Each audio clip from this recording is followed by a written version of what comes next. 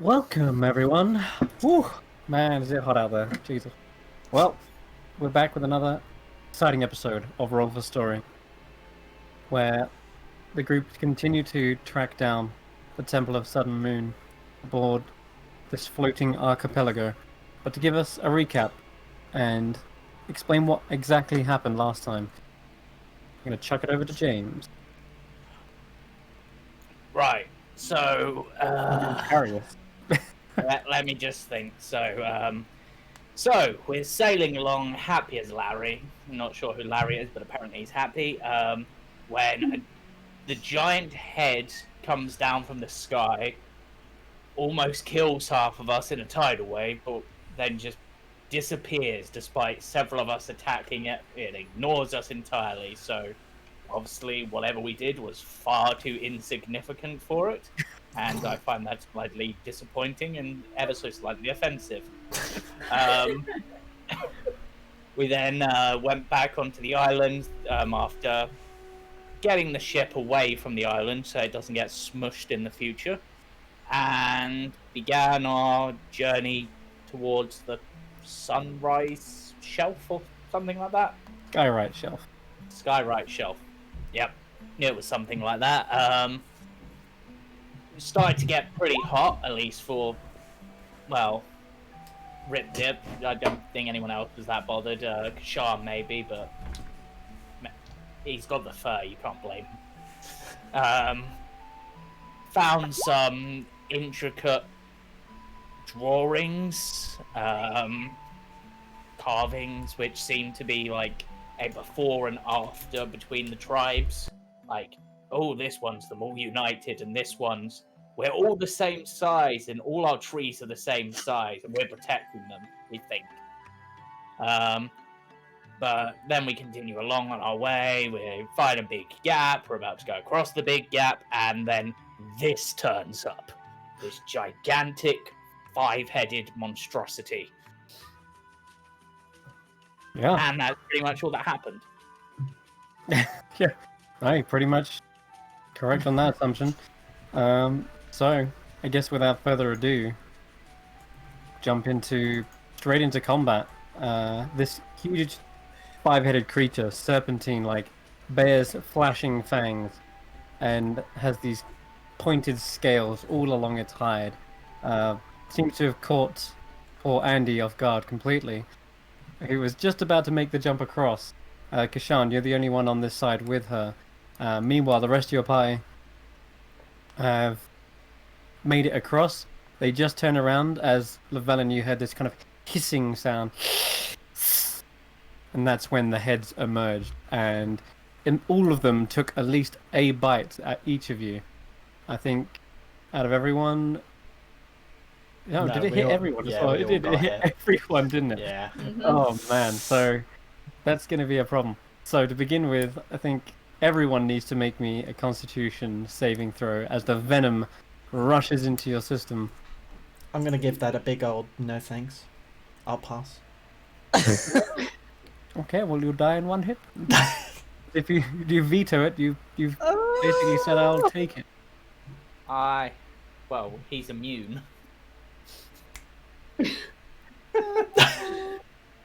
And I have advantage, fortunately. Oh my god! Well, you did say you've been critting all week, so... Wow! Yeah, pretty much. This is my recompense for sending 23 Sapwood against the party yesterday. You literally jinxed yourself the moment you pressed the button. Yep. Oh yeah. Oh yeah. Oh wow! Well, at This least is I'm James resistant against. I'm resistant against poison as well. So there's Are that. you resistant? Yes, because of my belt of dwarven kind. Okay, but this is a poison-like effect. Do you make advantage on the save? Yes, it's the belt of dwarven kind specifically states. So it's definitely I'm not- poison. So you can, if you do have that, and it says, just check that it says, do you roll with advantage or not? Because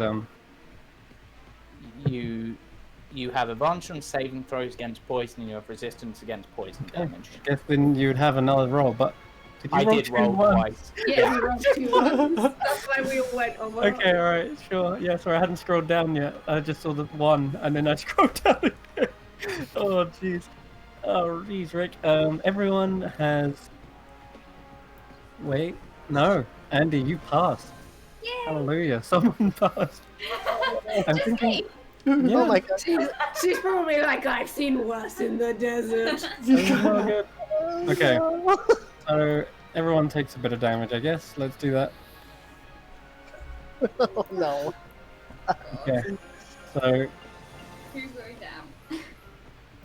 don't worry about the roll. Oh wait, it was DC 17. Oh my god, two. Oh What? god, I had to Oh, double no. check. I'm sorry, Andy, you also failed. Yeah, sorry. That's not fair. You already said she passed it. I read it.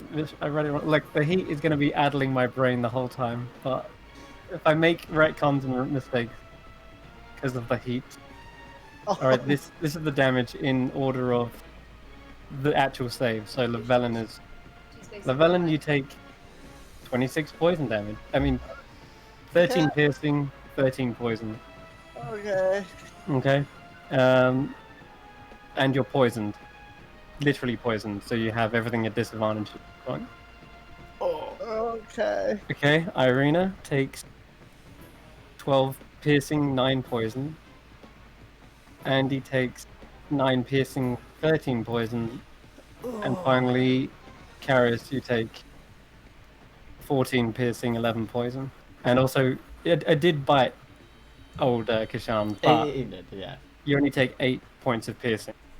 Gotcha. At least only take half the poison damage anyway, Oh. because You got the biggest poison roll, and it was immune. So be thankful for that at the very least. Oh, yeah. Everyone is poisoned except Kashan. And because you rolled so damn low there, Oh, here it is. well, we'll see what happens next turn. But for now, that's Sorry, going to start the combat right off the bat. You guys are back to the top of the round. Irina, you see this 5-headed abomination has taken a bite. Everyone except, I guess, Ripdip, who's just hidden behind you because he was using you as like as a piggyback, wasn't he?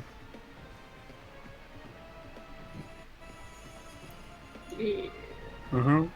You feel the neurotoxins rushing through your bloodstream, and it is already having a great effect.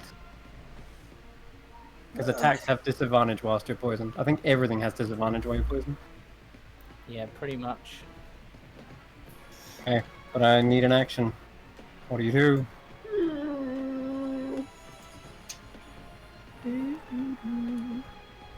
I have 2 options. Which perspective are we going for, guys? Are we fighting or are we booking it? What? What we fighting? Karis, you see Karis is like 2 fangs into his neck and probably getting already delusional from the poison. Okay, Think that still. how big is the jump? Oh, Thing? back the other way. Yeah, how far is it? I think it was 30 feet. It's about 20 foot. Oh, okay. I have a plan, so don't worry about it. Okay, if you have a plan, that's fine.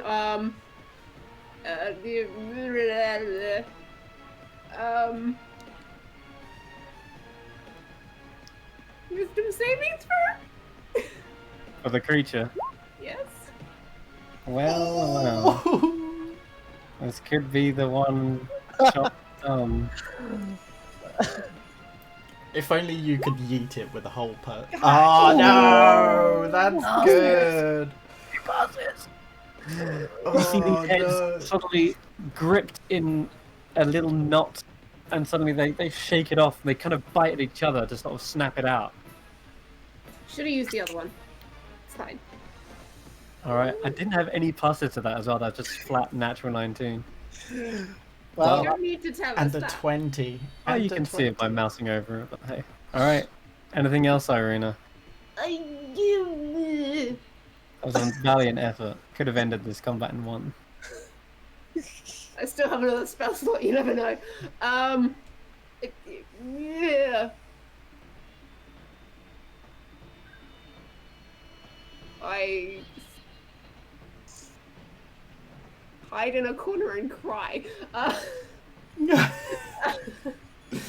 Seems legit. Like I'm wearing a green coat, so I'm just gonna sort of roll onto the grass and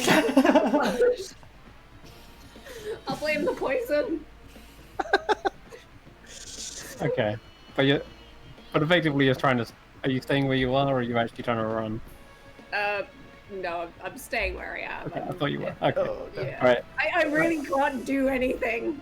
That's fine. We tried. It could have been. It's a coin toss. Just Yeah. carry It's a coin toss. Coin. A coin toss. No, a coin. Go, toss. Llewellyn. on. It's a roll of the Go, dice. Llewellyn. Right. So it just bites me, and I quickly grab hold of its head with my hand, and I attempt to polymorph it. Here we go again. Your damn spells. How's the charisma? Nope, wisdom. Wisdom. Yeah. into into a badger, and I quickly grab it, Oh my and, god. and As I badges can be. chuck it down the cliff, past Wait, the oh, clouds. Aren't most of us in its mouth? No, it's just Yeah. Didn't Okay. Chuck the badger off. It begins falling, and eventually, smack, hits the bottom and pops straight back out into a hydra. but it hit the bottom, so It it did. keeps going down through the clouds into the water. You see this little here? This is a ravine. It's not the end of Yeah. the earth. All you've done is basically make it about. Let's see here. All we had to do was just let it run away. Wait, so It's So about there's 50 foot away so- from you guys. there's actually a bottom to it. Yeah. Oh no, I wouldn't have chucked it off then. I mean to chuck it off the cliff off the island. You know, I you're mean, not near. You're nowhere near the edge of the island. What's all this over here then? how far No, down is it? I'll carry it with me for an hour, up to an hour then, and chuck it off the cliff. You just said you dropped it off. It's dropped off. You've made at least a 50-foot gap between you and the. Oh, a 50-foot And- gap. That's That's still big, good yeah, though. it's 50 foot down on the ground now, and it seems to be writhing around. Like Yeah, but 5d6. If I knew Yeah. it was a ravine, I wouldn't have chucked it off. Well, I would even have if held on to it and then found the Well, edge. maybe of the we cliff. didn't know it was a ravine. We did know it was a Look- ravine. look- Apparently, Look before you chuck. Yeah. I'm It's calling. chucked. DM just wants to continue the fight. I mean, no. Have a look at the actual map as well. Like, there's no like clue that this is. Just... because the map cuts off here. I can't see what's at the edge of here. Roll. I'm gonna roll 5d6 and get on with it. It's fine. Okay, so it did take some bludgeoning damage as it crushed onto the bottom. I'll take 16 bludgeoning because it's Yeah. 1 HP from a badger at the very least. And I recommend everyone just to leave because obviously that wasn't the end of the cliff. We're going to keep going. Yep. 20, 25, 30. At least you can get away now. And Kashan, it's up. You're up. You see the creature is like knotted on the ground, like writhing around like a pit of snakes. Okay. It can probably climb pretty far, so I'm going to look to Andy and... Oh, she's going to be next. Are we going to jump for it, or shall I wait for you? I mean, let's just go for it. I want out of it. It's either that or find a long way round. You got it. So I'm going to take a sprinting jump. Okay, so you have to move back 5 feet. And For the- I'm going to use my Step of the Winds to double my jump distance. Okay, well that'll definitely do it then.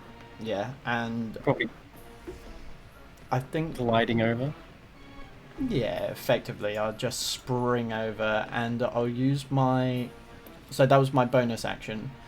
And some of your movement, yeah. Yeah, and I want to use my action to hold a help action, if I may, for when Andy jumps. I want to try and catch her. I mean, if Carius wants to send his glaive over now, much would be appreciated. That would also work. Who are you calling a glaive? Send your glaive! Send your glaive! I'll put you in a grave. Okay. I'm not married. Oh my god. I'm treating Carries as drunk because of the nat 1. Yeah, the neurotoxin is like addled his brain. Okay. A help action is held and readied. Rip dip. Run! Run! Okay, he's just gonna dash. And gets to there. Actually, there. Okay. Carius. Carries just sort of looks down the big gap and goes, Yeah, bit me. I don't like it. And just flies down his glaive and tries to stab it in the head. Oh my god, yes. Right? Go for it. He's going, What's your... with my glaive, it's 50 foot of movement. Okay. You got advantage on this? On this attack? Wouldn't that make it flat because of the disadvantage on the poison? Then yes. Can't wait to see James's next character. So it's a 14 hit. Big target. As you try to strike down, you see it's writhing around too quick to be able to get a clean hit on it. Yep. I glare at it and be like, Oi! Nobody said you could dodge. That's not in the cards. You bit me, you're getting bit back. And then I'm going to remind myself how many sorcery points this takes a moment. 2? Yep, it takes me 2 sorcery points to do this. And then I'm going to thunder step back up. Wow, okay. Yeah, you see 5 heads try to snap at you as you teleport away. You reappear back up. Does it make a con save? Yep.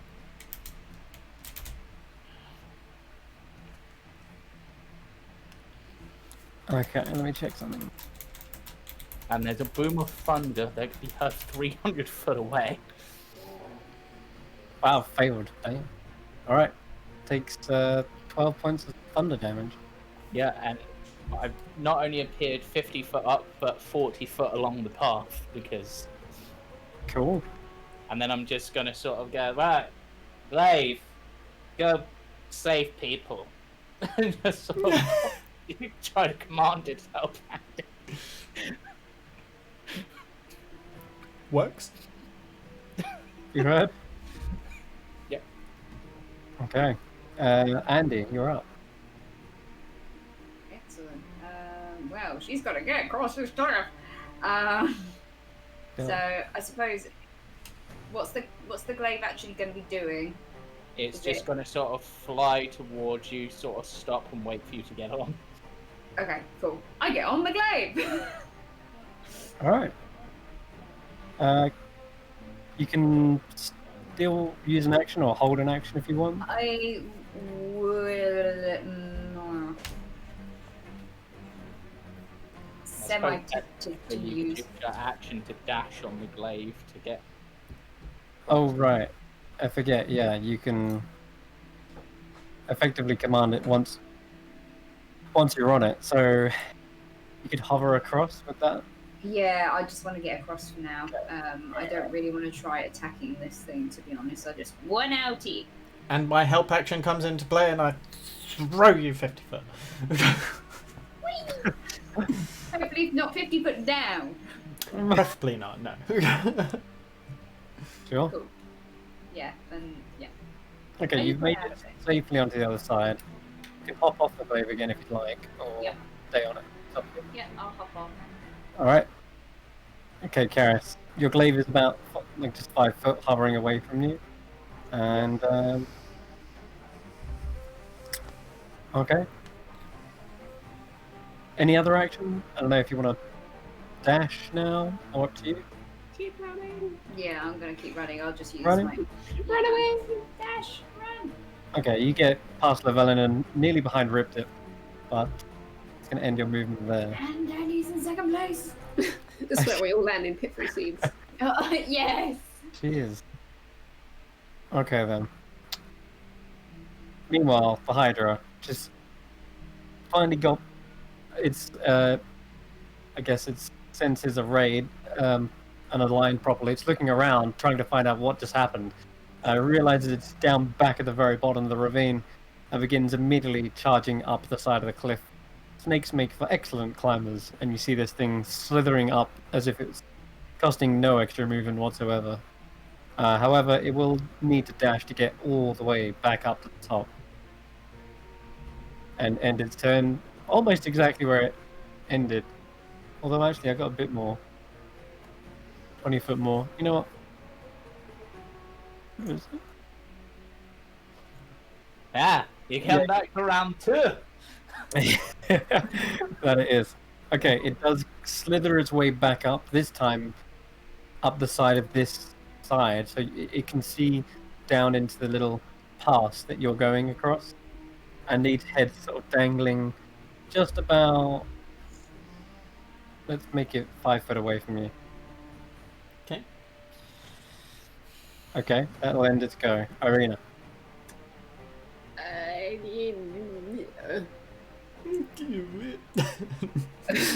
Like, Carius is mimicking me, like my accent, so I assume he's not himself. He's definitely drunk. So Oh, what? I Poison. don't bloody know.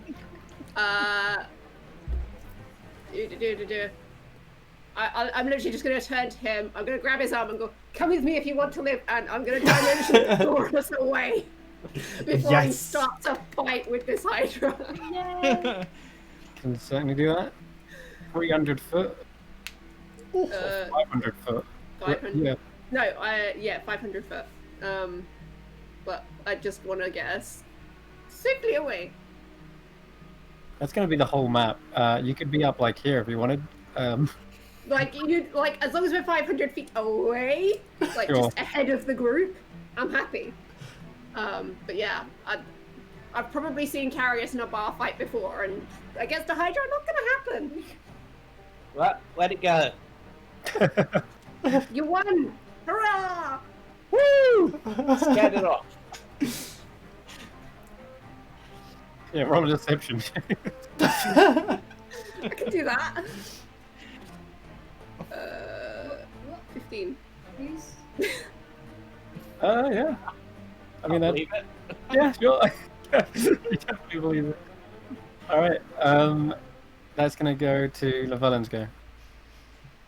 The beast is back. say, 30 foot. Fuck it. It's 30 foot away, isn't it? From you, yes. Yeah, I'm going to... Is it up the cliff or is it on the cliff? It is on the side of it, climbing up. So one head is sort of perched over it. One head is dangerously close to Kachan. I don't want to risk it falling back down, so instead I'm going to use Charm Monster. Oh, man. Charm effect, hey? Wisdom. Yeah, just making sure it's a charm effect. Okay.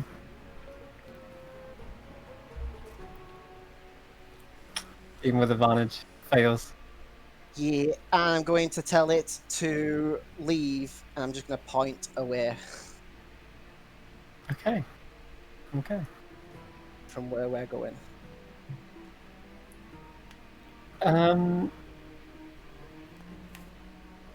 Away. Alright, sure. Okay, so you see the creature is suddenly confused. Its heads look at each other and then look back at you, Llewellyn. And their vicious, aggressive hissing kind of slows down to just a very silent, quiet one. They sort of lurk there for a moment, almost considering your option, considering your order, but Charm Monster doesn't necessarily make it dominate. So, 1 sec. Pretty sure it's something to do with this. dominate Uh, monsters and charm monster, totally two different things. Charm creatures, 22 minutes. Can you type it into the chat? I'll click it. Bing it. Did that not do anything when I clicked Nope. it? Oh wait, I need to. There we go.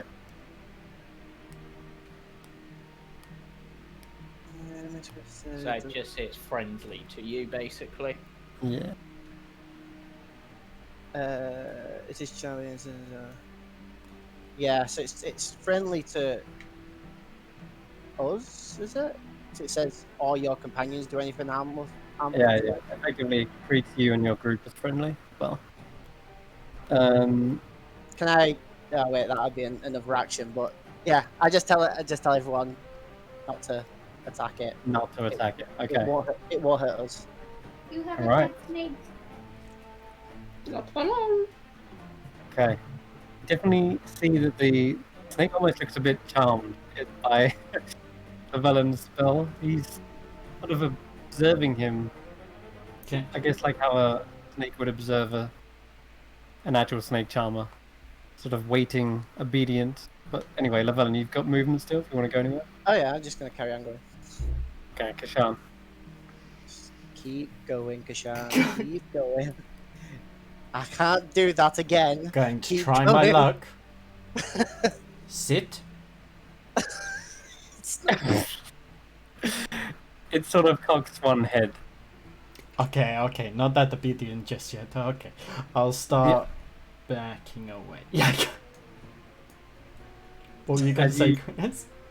As you back away, one head does reach all the way up to you, and its mouth opens No, agape no. slightly. No, These no. fangs unfold, and then the other one slaps it. It's like, no! That... It's good to say I just kind of like boop the snoot, and then yeah, I'm going to yeet out a lot. I'm You're just going all the way up there? I'm just going to try and sprint away and grab like the first person I can and drag them with me as far as I can. Rip Dip. You could drag. You could jump on him. I mean, you Uh, jump. He jumps on you. And the seat. I mean, Andy or Llewellyn, depending on which one. Like, So even he doesn't care about Rip Dip anymore. no, I do care about Rip Dip. However, you guys mean more to me. And there's me just hijacking Carius and going 500 feet away. Yeah. Okay, well, it's up to you, Kishan, because if you can get up that way, that far, if you want. That I'll drag. I'll drag Andy. First person I get to. Do you want to drag them then and do your movement again? Oh god, yeah. So it would be 35 feet. If I'm dashing, that's going to be. I mean, Very I'd say dashing. 70 total, maybe. Does that make sense? You've only got I've got- 35 of movement. Yeah, but if I dash, it's 100 feet.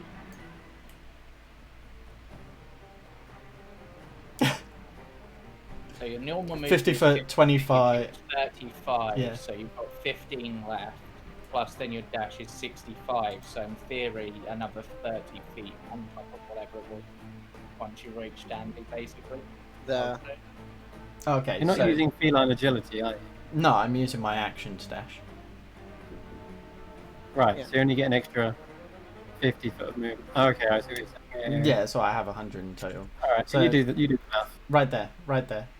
There. If somebody, yeah, it's too hot to do math. It really is, honestly. It's what we've established. There is another smaller ravine here, but this sturdy wooden bridge. Well, I say sturdy. The planks are very loose. Oh god. They're long enough that they cross from one side to the other. They don't look like they would support much weight, though. You're standing on it, and it feels like you two alone aren't that much strain. But as you get to here, John and Andy, I'd like you both to make perception checks. Oh boy. Pardon Rip me. Dip's got his head behind him, like, it's still coming! Run! Run!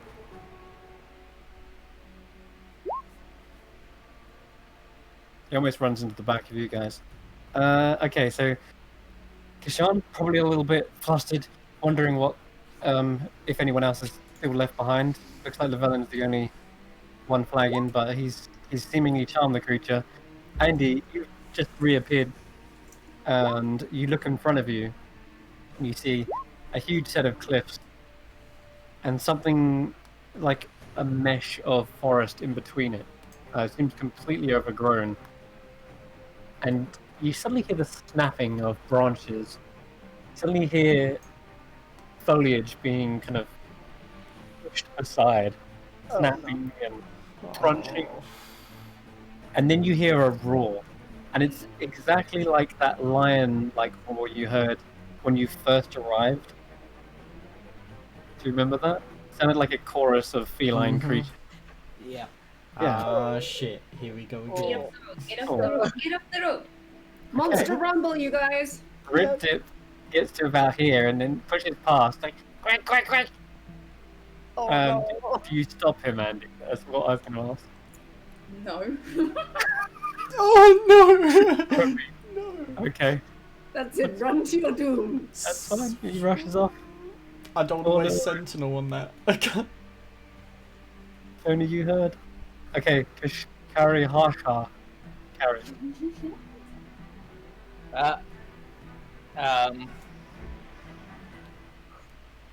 Harris is just no, at this point probably doing handstands.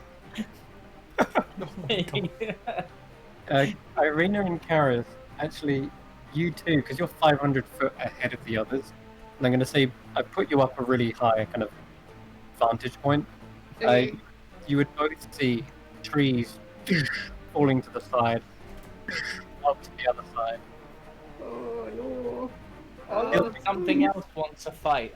Something is bursting from the trees, and I'll say that you can actually see what's coming. So I will paste it onto the token layer. Oh no! What the fuck is that? See, yet another primordial like Hydra creature. Oh no. Okay. A lion This time, hydra? one with lions' heads. Elydra. A Hydra. Okay. Can I see the group? Yes. Okay. How far away from us are they? They are. Oh god, you're gonna make me mad. They're about 400 feet away from. Oh god. Oh my god. Come back. How- Come back. How far away is this second Hydra from us? Actually, apologies, because they ran forward. They're about 300 foot. Still quite far away. 300 foot away. Is the second Hydra nearer us or them? It's nearer them, but it's coming on its turn right at the end of this turn. It's basically gonna dash and emerge through there. Okay. You can see which path it's about to take. Does it look like at any point it will be within 150 foot of me? Yeah, sure. Okay. When it gets to within 150 foot of me, Mm-hmm. or I'm gonna cast Storm Sphere to Gotcha. try to slow it down. Just like, Okay. yeah, Rilla, stop you. Sounds fair. Oh god. Well, on effectively its turn now, it's dashing, so you can make your Storm Sphere attack. And I will roll, what is it? A. Strength save. It's only Yeah. taking 4 bludgeoning. I rolled really badly on that. I feel like it's gonna be good at those. Okay. It's technically Andy after me, so It is good at those. It's got quite a plus. don't forget Andy's turn as well. Yep, 1 second. Okay, it does save.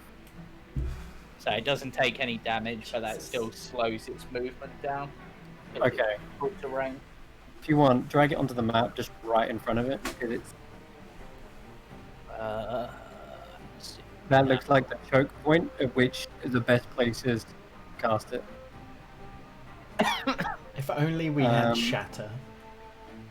We do Yeah. have shatter. We do? Yeah, I have shatter. For some reason, I couldn't see the spell thing. Then I was going blind. Collapse the mountain on it peacefully. Sorry, yeah, Andy, Peacefully. you've got to go whilst this is happening, Andy. Over Rip Dip as well. Kind of here is when you get to like the 150 mark. Oh my god. How tall is this cliffside that Carius and Irene are on?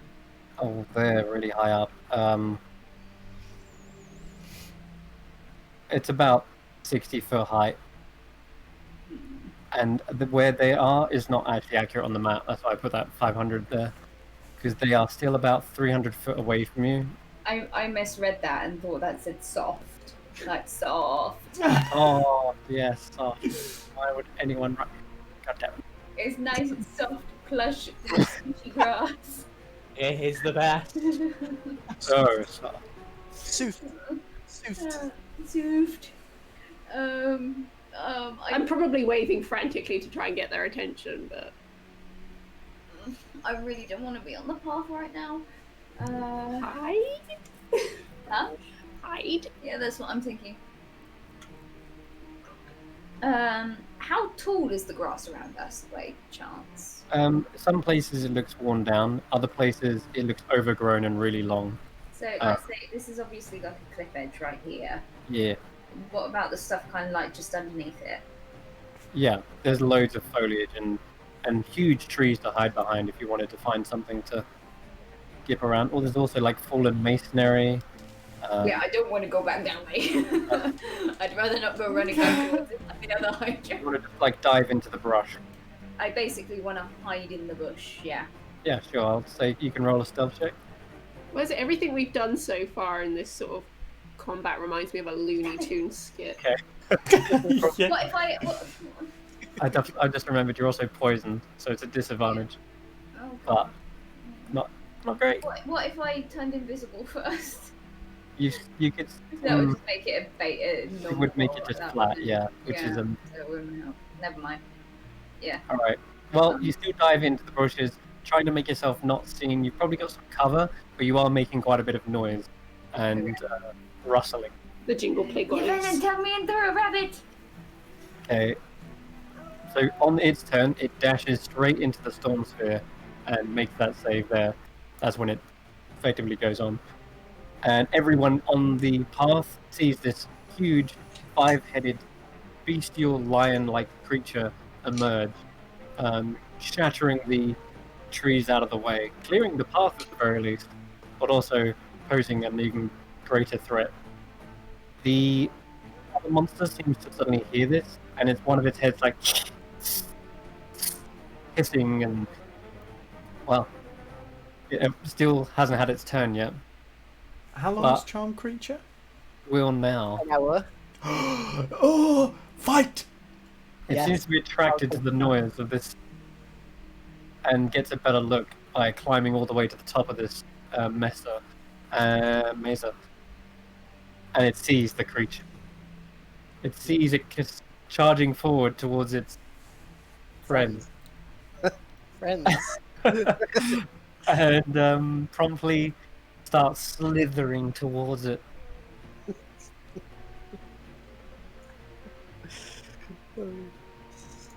It's about here. Just out, yeah, dashes to there. Oh. Andy, you suddenly feel a great weight above your head.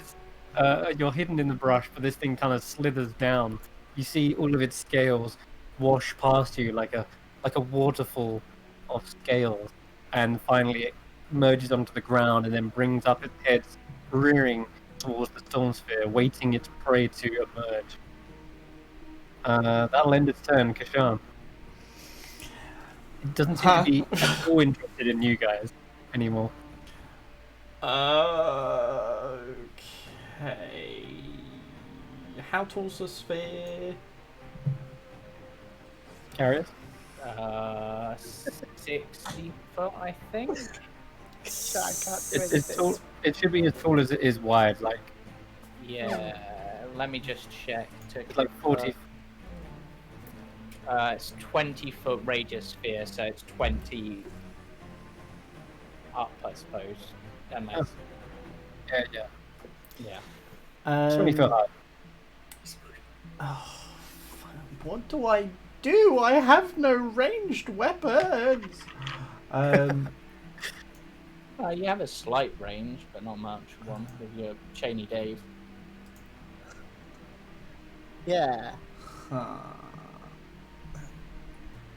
If I used my bonus action to dash, would I be able to get to a point where I'm on the cliffside, 10 feet away Yeah. from the creature? 15 foot away. 10 feet. 10 feet? Yes. Yeah? If you can get right up to the top one here. Well, I don't think I have anything else that I can do, so why not? I'm gonna Right. die at least once an arc. You dash past Rip Dip, run up the side of the cliff, get to a point where there's a ledge, and then leap from that ledge to an even higher ledge, and you see one of the heads thrashing around just about 10 foot away from you. Okay, so I'll just wait for its head to kind of like crest over, and I'll just bring out Cheney Dave and whack. Okay. Oh, let's go for it. Thwack. Second attack. Thwack. No, Oh my god. not much better. Yeah. These things are clearly way more agile with a long, elongated serpentine neck, and as you try to whack it around, it seemingly just swerves and winds out of the way. I hate my life, and I end my turn. Rip Dip. I haven't had my turn. Skip to other people. Now, what the hell? How did you get? Why did you get ahead, Kusha? I don't even understand. Don't know. I don't know. My brain melted to a fine. Yeah, it's done this a couple of times in its It should be Irina. Yeah. Apologies. Go on, Irina. Oh, it's me. Yes. Okay. Bleh.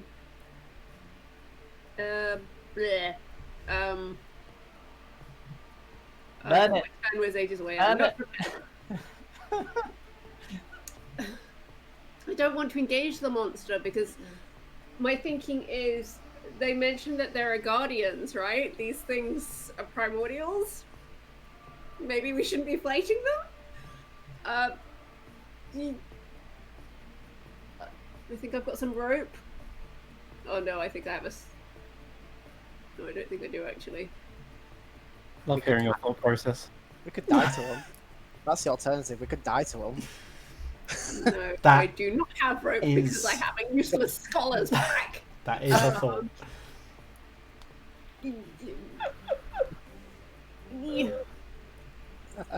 You can make like an origami rope out of paper. That's just dumb, okay?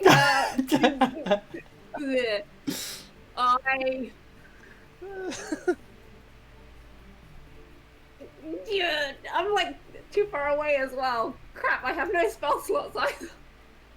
What am I doing with my life? Oh god. Oh yeah, you've got Eldritch Blast. Yeah, you could get in range to Eldritch Blast, the big one here, but that's up to you. I don't want to fight them.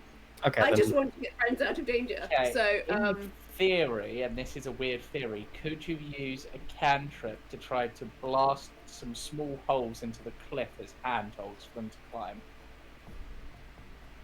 That's not a bad idea. It's up that to is you. a then. pretty good idea.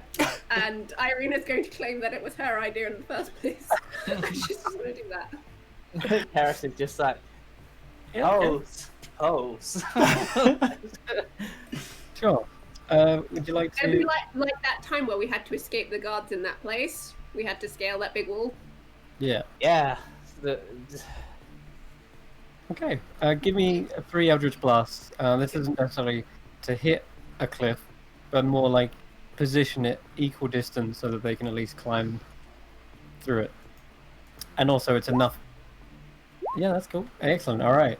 So perfectly positioned blast, and they're also in areas that you feel like the wall would crumple away, leaving a nice ledge and handhold for everyone to climb. and it's now like in steps up the side. All right, brilliant. Anything else as a bonus, or are you good? I think that's it. Isn't it? All I can do is sort of wait and help people up if they need help. All right. Okay, Lavellen.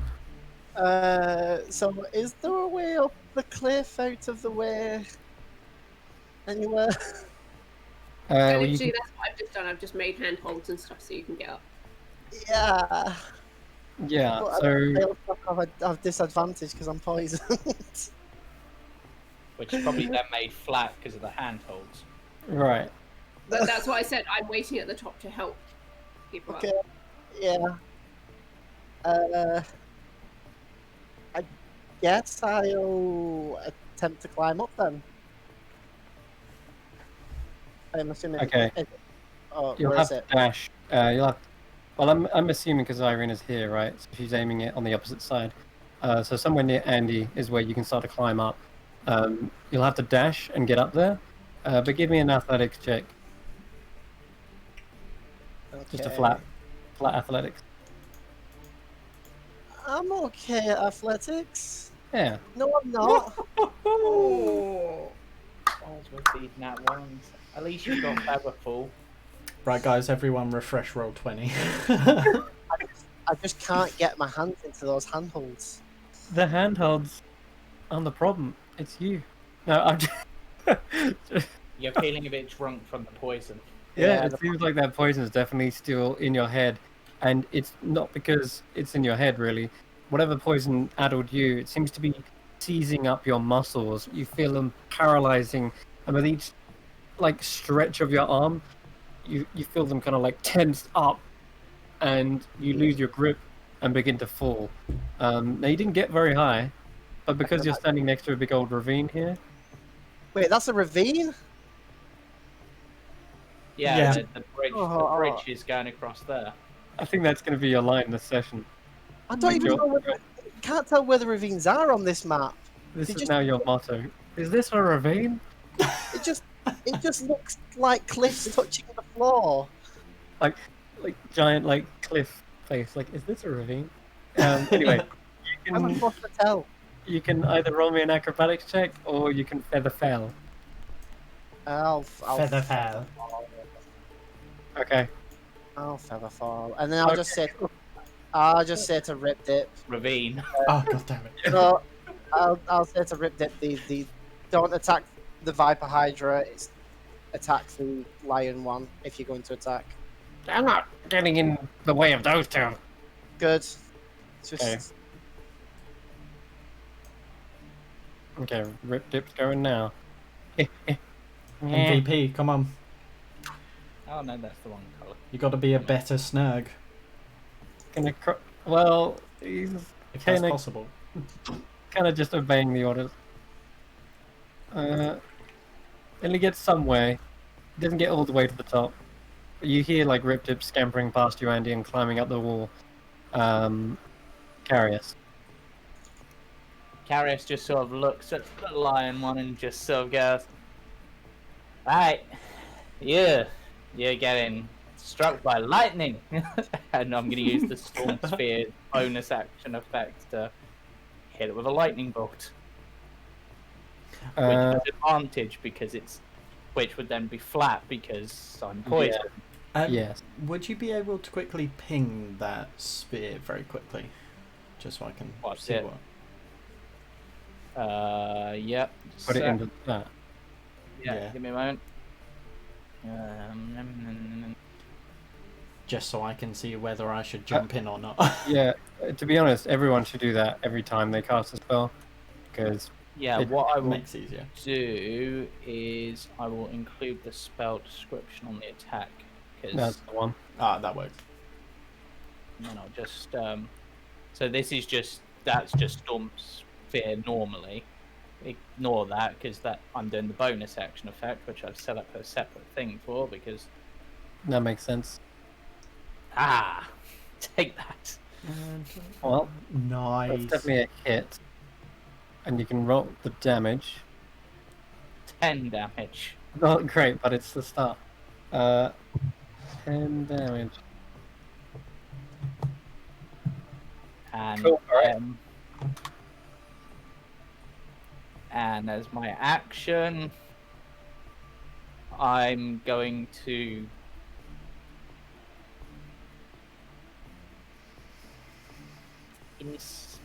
wait, no, it's still too far away for that. As my actual action, About 120 foot from you. I will try this, even though I'll be at disadvantage, because I can still cast a spell, because that wasn't a spell. No, that misses. I was going to try to guiding bolt it. Okay. Yeah, failed. It did, I'm afraid. Lose track of its writhing heads as each one is being kind of like shocked by this lightning, and your bolt sort of just gets lost within the knot of its heads, probably just crashing into the side of the cliff. Ah, I got your 50-second head right there. Maybe, maybe. Okay, Andy. I'm on the head, of course you did. You wouldn't dare call me drunk if I was sober. Okay, Andy, you're up. It seems like someone had bought you time. Before this thing emerged from the canyon, this huge storm sewer is now obscuring and slowing it down. I wasn't actually here when you were talking about when it nearly squished me. Has it actually seen where I am, or? It hasn't probably got the chance yet, seemingly Okay. purely because it's just just smashed into a huge storm And sphere. the handholds are on the cliff face there. Yeah, like just next. behind you. Okay, Yeah. if that's the case, I'm going to cast Greater Invisibility on myself just to make sure it cannot see me. Okay. And then I will make my ascent up if I am able to. Yeah, roll me the flat athletics check. Athletics. You just look across 16. to the other Good. cliff. Alright. You just see Kashang geckoed. Just. You climb on up. I'll say you're up here now. You can see Irina and Carius from here. They're about. She's waving, but of course they can't see her. Yeah, that's true. But she's like, Irina is literally just sort of like waving to the people on the bottom, like pointing to the wall and going up. Yep. Karis is just sort of like, ah, who's next? Come on. If you made good use of those handholds, and they're actually still kind of a little bit hot, maybe, even though they're not burnt. They're just, I don't know. The temperature is the rock. Sizzled. All right. Spicy. Do you want to do anything? Oh wait, no, that's your action to do greater. So, okay. Any bonus action then?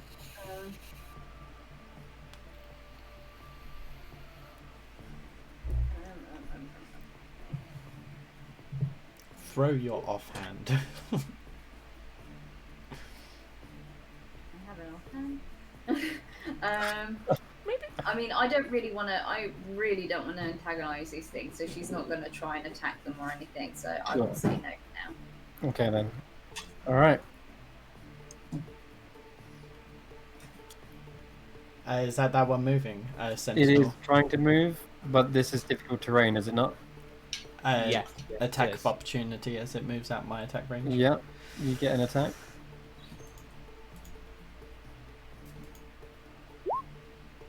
14? 14 is a miss, I'm afraid. Damn it! Yep. It surges forward with such speed that you're unable to get a good hit on it. However, it suddenly comes to a halt about 20 feet from you. And you see that the other Hydra has moved into position to bar its exit from your spell. Maybe intentionally, maybe not. Who knows? Either way, there's a sudden clash of roars and hisses as both these Hydras entangle each other. The first one you met getting a bite and hitting. The other one making a save in return. Passes. Oh. And that's going to end both their goes. It did not have 5 hits, 5 heads. I had to hold its action. Oh, did you? Yeah, otherwise it would move into your storm sphere and then take damage from an ally and then no longer be charmed.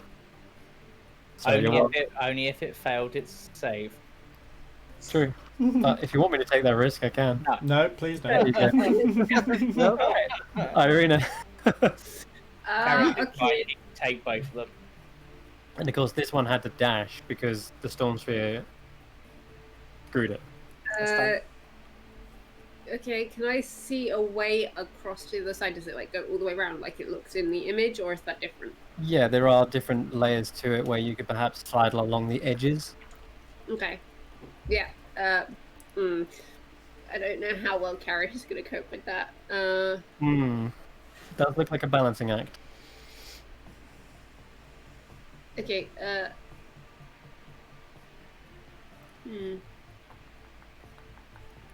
Okay. What can I do? What can I do? What can I do? Whack. Can. No, I'm too far away for that one. So I can't really do that. And I don't want to draw attention to us because that's just a bad idea. Yeah, I'm gonna literally just kind of turn to Karis and be like, okay, we're gonna play a game. Whoever can make it across without falling is the winner. Oh no. You didn't stand a chance. And you cannot be seen by the things either. If they spot you, you lose, and you're loser for life. Never. Terius takes this seriously. And yeah, I'm gonna try and start making my way across. Okay. I want an acrobatics check. Balance along the edge. This could end badly. What is happening?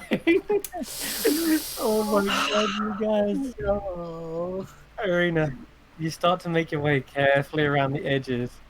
Suddenly, a stray bolt from one of the storm spheres strikes the rock beneath you. It makes you jump, and suddenly you see the rock crumble beneath where you were standing. You tumble, and you try to catch yourself, but slip and fall. You fall down and into, I guess, the ravine where the Hydra is, and the storm sphere. Good God. Okay. Make a con save for the storm sphere. Is that right? Con Strength save. Strength save. Sorry. Save. Dude, That is a fail. that is a fail. Okay. Roll damage for your storm sphere. Wait, what did 15? Is that it? 8 points? Seems less. Sorry, 4 points. Yeah, it's only 2d6 for that. It's the actual lightning bolt of it that does the damage. Right, gotcha. Okay, Irina, the first part is just the calm before the storm, or the storm before the hard hit. Regardless, you get zapped as you fall down into the sphere itself, unable to see where you're going or catch your fall. You instead crack straight onto the bottom of the ravine, and that's going to be some fall damage. Well, as it said, you have 60 foot up, didn't I? So that's going to be 15 points of bludgeoning damage. Okay, that's fine. Okay, I can handle that. it's not death, but you are I'm fine. you are like in a pile of rubble and being electrocuted. So have fun with that. It's fine. It's just another day. It's fine. You got this. And lastly, you're prone as well. But That's fine. Fine. I will say, I'm alive. you've still got an action, Irina, You... because you were only moving and then fell. Well, at least you're right next to it. You don't really have anything helpful. Try and dash. How far away? Can I see like an exit point? Yeah, you can see where this thing is. How far Yeah. have I got to go? To get away from the creature. No, to get away from the sphere. Oh, I see. Right. And the sphere, like 10 feet. 10 feet, Okay. which is double because of half movement. Okay. So I have a question. Yes. If I Eldritch blast the floor, and pull it towards me, does it pull me 10 feet? No, it doesn't. If only. If only. Okay, yeah, no, You can Are you- start making your way. that's fine. Yeah. I've got to use half of that movement, though, to get Get up. up. You Can I do, yeah. not just crawl along the floor? You can, but that's also half movement. So half and half. I can And still half. get out. That's still 15 feet. It would be, but it's half and halved again because of the storm sphere. Fine, I'll just start crawling my way out. Okay, you take an attack of opportunity. No. I'm not even kidding. Bring it! What? Really? Yeah, yeah. This thing's got a 10-foot reach. Fine. Oh no! You need to make me a con save again. Oh Okay, no! full damage. You take 9 points of piercing and 17 poison. You're still alive. Fucking hell. What is this? That's the ones, man. All right, tally That's that why up. I don't listen to your suggestions. Suggestions. So, as you try to crawl yourself away from the storm sphere, you see one of the heads near the rear suddenly whirl around and sink its fangs into you. Okay, Is It's- this a lion one, right? it is a lion Yeah, one, but it somehow has poison. Don't I question. just sort of kick it in the face. All right, yeah. Okay, that's where you end your turn, Llewellyn. I don't know what to do. You've got one under your charm. Shoot And it! Oh yeah, sorry. I see you floated down to the bottom of the ravine. Wait, to the bottom? I mean, I mean, you're floating down, aren't you? there was no way I could float back down to where I was climbing up from. God That damn was it. the full damage. Oh wait, it would have been full damage. You used Well, you did use Featherfall. So, you know, I would have been able to push myself away from the gap. Let's have a look. Let's have a look at Featherfall one sec. You descend at a rate of 60 foot per round. So you are falling quite hard. But you do. Otherwise, you would be on here, wouldn't you? Yeah. Okay, roll me an acrobatics check. We'll see if you can float your way to the edge. To the right place. Yeah. Oh.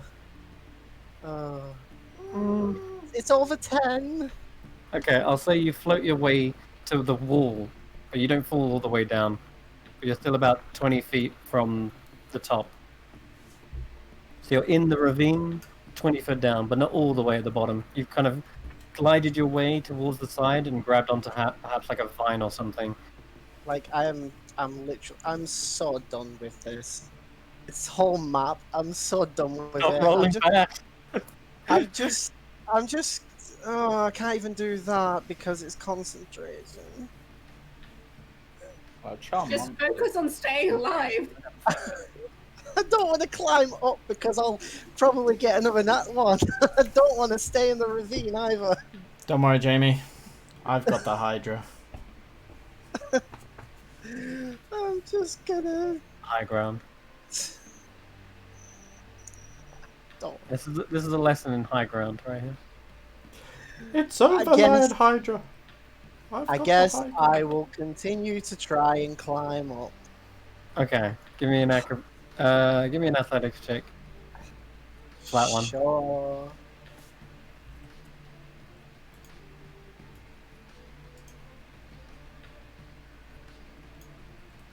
I'm just. Can I just roll with real dice now? I don't like Roll20 anymore. Like, at least it doesn't look like a falling roll. I'll just be very, very slow. Roll20 hates us, man. It does. Right, today, with the heat, everything. It seems Well- to be really favouring DMs for some reason at the moment over the few At games least it I've wasn't a 1 this time. But Yeah. what I will say is, you're having trouble climbing up this section. This isn't where Irina had blasted holes, and you're slipping on this vine that is coated with like moisture from where it's kind of in the darker shade, not in direct sunlight. So it's kind of gathered all this moisture on this vine, and you're slipping every time you climb up. You slip back down to where you started. So you don't make much headway in that. Do you want to use an action to do anything? Yes, to continue to climb. Okay, give me another roll. Because there's nothing else I can do while I'm down here. I just... You gotta laugh. What else can you do? Alright, the vine seems to be... It As could you be climb worse. up, Maybe you could have fallen into the Hydra pit with me. Yeah. You just hear like an echo from the ravine going, "Guys, I live down here now." Now, you hear that voice get further and further away as the vine he's on has become loose, and he just sort of descends with it, holding on, slides down, and eventually you reach the bottom. You hear one last thing. "Let me know if the Hydra turns vicious." That's the only time I'm going to be able to get myself out, when the Hydra turns vicious, without making the Okay. battle Your go badly. featherfall spell ends as you land on the ground. That's fine. I'm just down here now. You are just down here. Yep. Okay. Right. Well, it isn't concentration. I thought it was. Concentration for a minute. If a Charm creature lands, Oh no, it's not. Damn it. I thought it was. Oh well. No. it's not. Wait, what? Charm Sorry. Monster isn't a concentration spell, it's just a duration hour. Okay. Oh, I Yeah, could have done. most charms aren't. Dominates are, but I Yeah. could have done what I wanted to do. what did you want to do? Well, I was- doesn't matter now. I was gonna fly out. Fly it. Okay. Well, you can do that next turn. It was worth a climb at least, but these vines are way too slippery. Was Okay. it with fun? It's worth a shot, especially with a +4. It wasn't a high DC either, but you're having too much trouble down there. Okay. That's gonna end your go because Sean is up. Sweet. So first of all, I just want to say, stream-wise, Derek, no player deaths, no TPKs are going to be happening this session. So, We have Derek's blessing. Use it wisely. so I'm going to Naruto run down the cliff, and I'm going to end up in its face. And Brave. I'm just gonna, and that's when I started blasting. I'm Okay, just gonna start Let's see swinging. it. I'm gonna pull out my bow staff and slap. Oh, finally! That's a hit. Can I get a Solid Constitution combat. saving throw You can with advantage. with advantage? Yep, multiple heads. Oh, mother! The Hydra has 5 heads. Whilst it has more than one head, the Hydra makes advantage against blinded, charmed, deafened, frightened, stunned and shocked, and unconscious. Ah, that's You see intriguing. the creature is its one head is hit, the other one kind of it seems to be like shaking it off, but the other head suddenly turned, completely unaffected by the stun. This head also quickly recovers. I turn around and thwack another head with a 22. Okay, that's a hit. Roll damage and also another save, I'm guessing. No. What do you want to do instead? I'm going to flurry of blows. Oh, okay. And so I bring my bow staff round and I'm going to uppercut another head. Okay. 15? Is I'm afraid a miss. These guys look tougher than your average Hydra.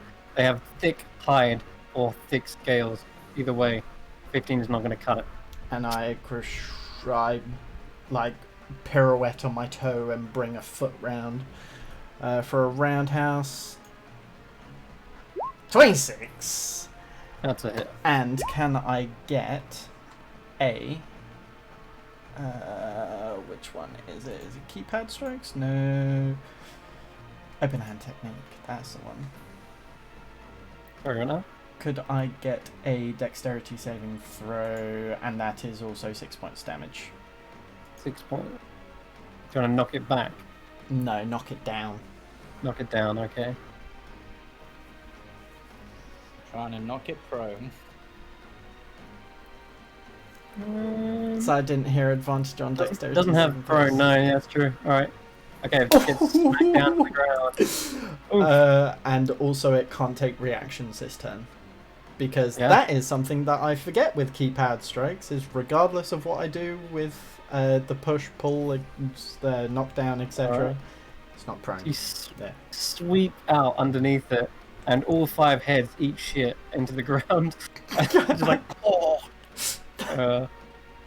Which is going to be very detrimental for it when the Hydra gets its go. Mm-hmm. The Viper Hydra. Anything else, or are you good? No, that's my turn. Okay. You want a hand down there? Yes, please. Oh, I was talking to this buffoon. Oh. Lavellen, you see Riptip's head peek over the top of the cliff. I can throw down a rope. Sure. I'll just tie it to the end of this javelin. No. An 11? No? Okay, that's... Alright, well... just as you say, no! There's a javelin suddenly lands into the ground next to you. It does have a rope on it, though. I'm gonna use the rope. Okay.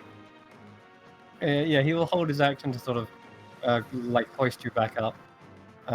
Carry it. Right.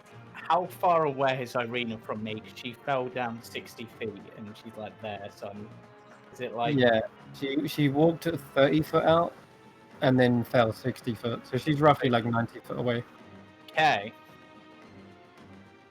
Right. I'm going to dash on my glaive to Irina. Okay.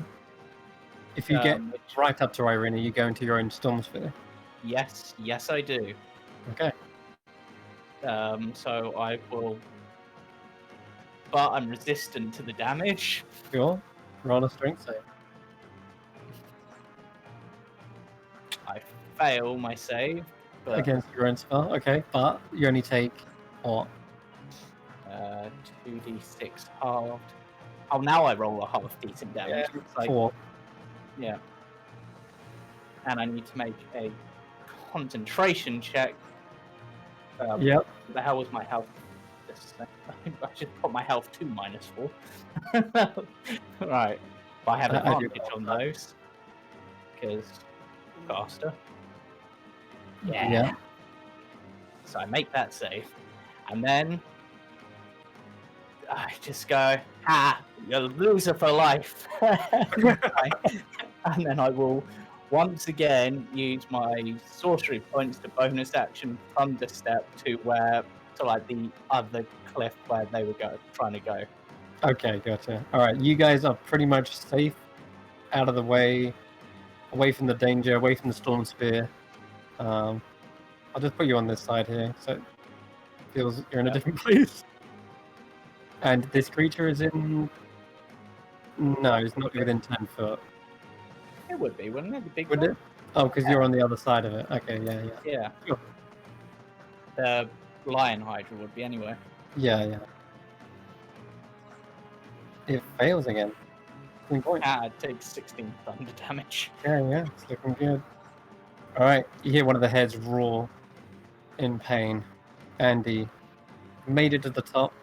You suddenly see Irina and Carius teleport out. They look like they're safe. What do you do? I mean, there's nothing for it. It looks like the only way out is to fight.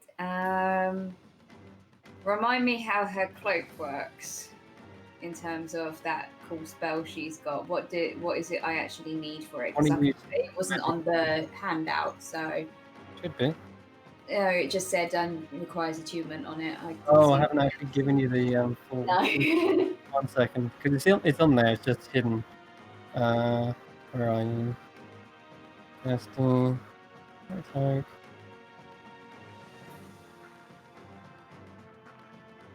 Okay. Should be there now. Also paste into the chat just for... There you go. So it's an action to cast a 5th level magic missile, or an action to go into the astral plane. Yeah, she wants to do the magic missile, so I'll put magic missile on my sheet just so I've got it for reference. Yeah, that's probably a good idea. And then just click it and cast it at 5th level. Yeah. And that should do the damage automatically. Depending on how magic missile wants to play, because sometimes it does that each missile is a separate damage. Oh, it didn't let me do it. Did it not let you choose? Yeah, No. magic Okay. missile's been set up weirdly. That's fine. Just click it another 4 times then. Is it It's 4? No. essentially like the Eldritch Oh, Blast. right. You have to click it however many I times. mean, it's normally 3 times. 8? No, Yeah. sorry. Is it 8? Normally 3 times at first, so 4th at second, 5th at third, 6th, 7. 7, right? Yeah, you can click it. One more. You got 2 more times, Okay. There we go. and then we can math. So 6, 7, 8, I think it's 25. 5, good. 10, I have a 16, calculator if that helps. 19, 21, 25. Brilliant. All right. So, launching these missiles from atop the plateau, they all rain down like a volley of arrows, hitting the heads which emerge from the storm sphere. It's like out of the frying pan into the missile, because these guys are not having a fun time. And with that, you see that one of the heads is actually completely blasted off. Yeah, in fact, 2 heads are blasted off, actually. Just double check. Your bard goes pew pew. Ours goes. You just... Oh no, yeah, one of the heads is blasted. Alright. Yeah, you did exactly enough to blast an entire head off. Now there's this kind of stump that's like potted with potholes, I guess. The other Hydra uses this time to immediately launch its 5-headed strike Yes. with advantage because it's prone. Oh, all hits. Are you saying? Oh. Yeah, all hits. I'm guessing it's immune to poison because it's poisonous. Not necessarily, actually. Other I have- snakes can kick some ass on other snakes. 5 You tons. got to remember the other one's a lion, isn't it? So Yeah. Snakes can poison each other as well. It's the fact that they have a very good save. First fail as well. Oh. Oh wait, no, it has an advantage, doesn't it? Not on poison, just on things that like knock it around. Oh, that's So alright then. 1, 2, Yeah. 3 fails. But the first fail would have given it disadvantage on all its checks afterwards. Not abilities, not Not saves, saving, just just throws. checks. Just Damn checks. it. Attacks. But it though? doesn't really matter though, because it's still poisoned, regardless. Yeah. and it does take half from the poison. So whilst I do some quick math, Irina, do you want to just describe to me what your next action is? Whilst I do okay, some time? where are we? You're on. Yeah, you're basically like on the other side where you were trying to get to originally. Yeah, that's fine. When he says I'm loser for life because currently I'm now also poisoned. Hurrah! I'm literally just gonna be like, look, the floor cheated. It came out from under my feet out of nowhere. That And floor, we should beat it up. Destroy all floors. let's do that. And I'm gonna fire off 3 Eldritch Blasts, but I'm firing them at the lion because it bit me. Okay, yeah, totally. -9, -10. I'm still doing them. Oh dear. -18. Ay. Okay, they all. Actually, 2 of those hit. One of them is. The first one misses him. Wait, you're still poisoned, aren't you? It should be a Yes. disadvantage. So, Um, the first one missed. If you're taking the first 2 attacks, then I'll tell you what, just roll another 3 and we'll say that they're. So, wow, okay. oh my god. Crap. It's 2 hits. Oh, It's 2 hits, is what it is. so the, As it was originally, effectively. Didn't make yeah, a but scrap of now difference. now I get to see that crit, so thanks very much for that. 1, 2. Okay. Oh my god, Nice. it's so nearly dead. You see that probably after the Hydra's attacks, this thing has literally only got one head left, and that one last head is getting beat around by Irina as well. Just to the floor. It does take a bite back at the other one. Get up off the floor. The what's it? Oh god, that helped. Velen, you're up. I'm up. Yeah. I still don't know what's going on. Don't know. How tall is this cliff area? 50 foot, like it was before. Sorry, 50 foot. Yeah. And you've got a rope down there as well. Yeah. Does it take anything to tie the rope around me? No, just your movement. Okay. Or half your movement, effectively. Yeah, I'm gonna tie the rope around me. I'm gonna do fly, and I'm gonna be. Yeah, You're gonna cast fly. yeah, with the Alright. rope around me, and I'll be 10 foot above Rip Dip. Okay. That's gonna use your whole movement and turn, yeah? Yeah, it gives me 60 foot flying. Alrighty. Okay.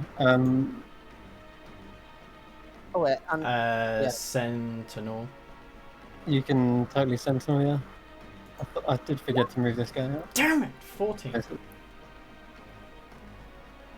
Okay. It's your turn, Kashan. You see this creature has tried to get away from the storm sphere as fast as possible, but it is trailing around with one head left on its body. Okay. The other Hydra completely eviscerated it on its turn. Okay, so I'm going to sprint towards it and kind of like use my bow staff as almost like a that pole vault. That's the one, and spring up, bring it around, and go for the last head. Go for it. Yeah, 23. That's a hit. Why, when I want to stop it, it doesn't hit, but when I don't care, it just does? 15 points damage. bludgeoning. Oh, it's gonna need one more whack. You see its head is smacked into the ground, and it stumbles forward towards where that bridge is. Body is kind of slumping around. And whack. 26. That's the hit. And 16 points of damage. Bringing it down. So How as do I... you- God, say the line. No, you take it. Take it, eh? So as I spring up, I thwack it in the side of the head, and as it falls down, I use my last attack to jump down to the bridge and almost pry it with my bow staff, cracking it and breaking it, and just watching it tumble down. Nice. Yeah, it skids forward with the last of its momentum, the head whacking into the bridge itself, snapping it. It tries to catch on, but you've already snapped off the last hinge of possible safety, and it descends 50 foot, smacks against one side, smacks against the other, and finally laying in a huge heap at the very bottom of the ravine, just as Llewellyn got out of it as well. So Llewellyn, just at the moment you get out, you see this Hydra's body like pulled out. Imagine if that had fallen on him. Oh yeah. God. All I just right, turn around and go, "We did it!" And then I see the other Hydra, and I'm like, It gives a toothy smile, a fanged grin. That will end combat though, because this creature treats you as a friend. Friend. Yeah, and with that, I'll dismiss Storm Fear. Don't need any more. Happy Hydra friend. We should name it. What should we name it? Needs a good name. We name it for an hour. I tell Rip Dip to tie the rope around himself. Zippy. Yeah, I'll just shout up to everyone. It's all safe. You can come down now. He's dead. Thank you. No, Rip- the floor's down there. We must destroy the floor. Does Rip Dip tie the rope around himself? Yes. Yeah, he's tied it. I fly up. And then to fly him to the rest of us. I'm guessing over here then. I'll No, try and- more ravines. I'll hold out a hand towards the other hooded hydra. Sure. This is a hand. Yeah, you see it sort of rears back slightly, wondering what this gesture means. Just because it's charmed doesn't make it intelligent. No, of course. say, I just kind of like. So is one of the heads like nearby? Yeah, all 5 heads are kind of like looking at you.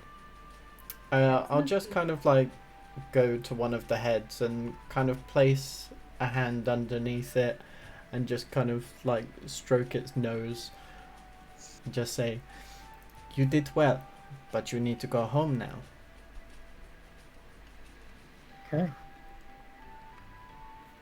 Seems to make me not understand your words, but at least appreciate the gesture of tenderness. Is its tail like? No, it kind of like it raises its head up slightly, so you've got like a better angle at scritching its underside of its neck. Okay.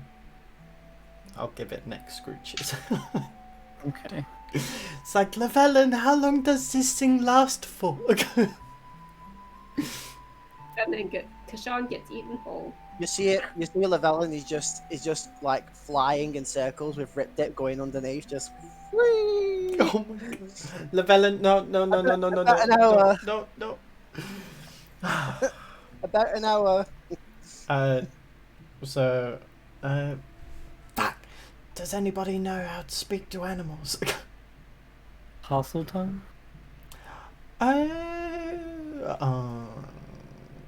I'm just going to say stay. I speak Draconic, but I don't think that's the same thing. I don't think so, no.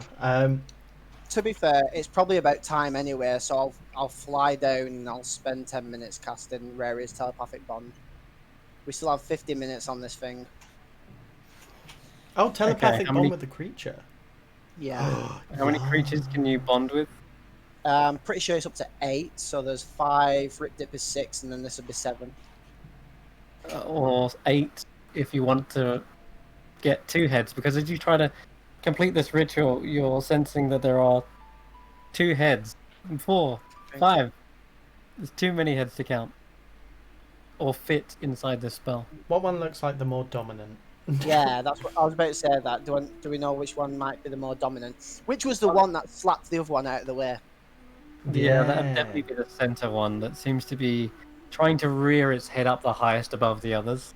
And every time another head seems to like come to its level, it sort of hisses at it. Is the one Snaps. that I'm like scritching, kind of like the derpy one. Like, It is has the definitely tongue out the side rather than the front. Yeah, I love that picture. I know Yes. exactly what you're on about. Yeah. That image of King Ghidorah, yeah, that's the one. And I Yeah. go back. And I go back to flying up and spinning Rip Dip round. And I just forgot that they do have like 2 arms on either side, so this meme is more appropriate, in fact. But the putting snake memes in the chat now. So yeah, you see it does seem to turn around, and you suddenly understand what its thought processes are. And one head is like, yes, I am top snake now. We make friends. And the other one, the more dominant head, is silence. As soon as we get the chance, we'll eat them all. And the other one's like, why don't we eat them now? And it's like, because they're just too cute. Seems to be having trouble resisting the spell. This one's fluffy, and he does good scritches. Grr. Squid. Oh my god! I need to use this spell more often. I imagine there's just Irina and Carius just stabbing the floor in delirious state. Yeah, it's totally.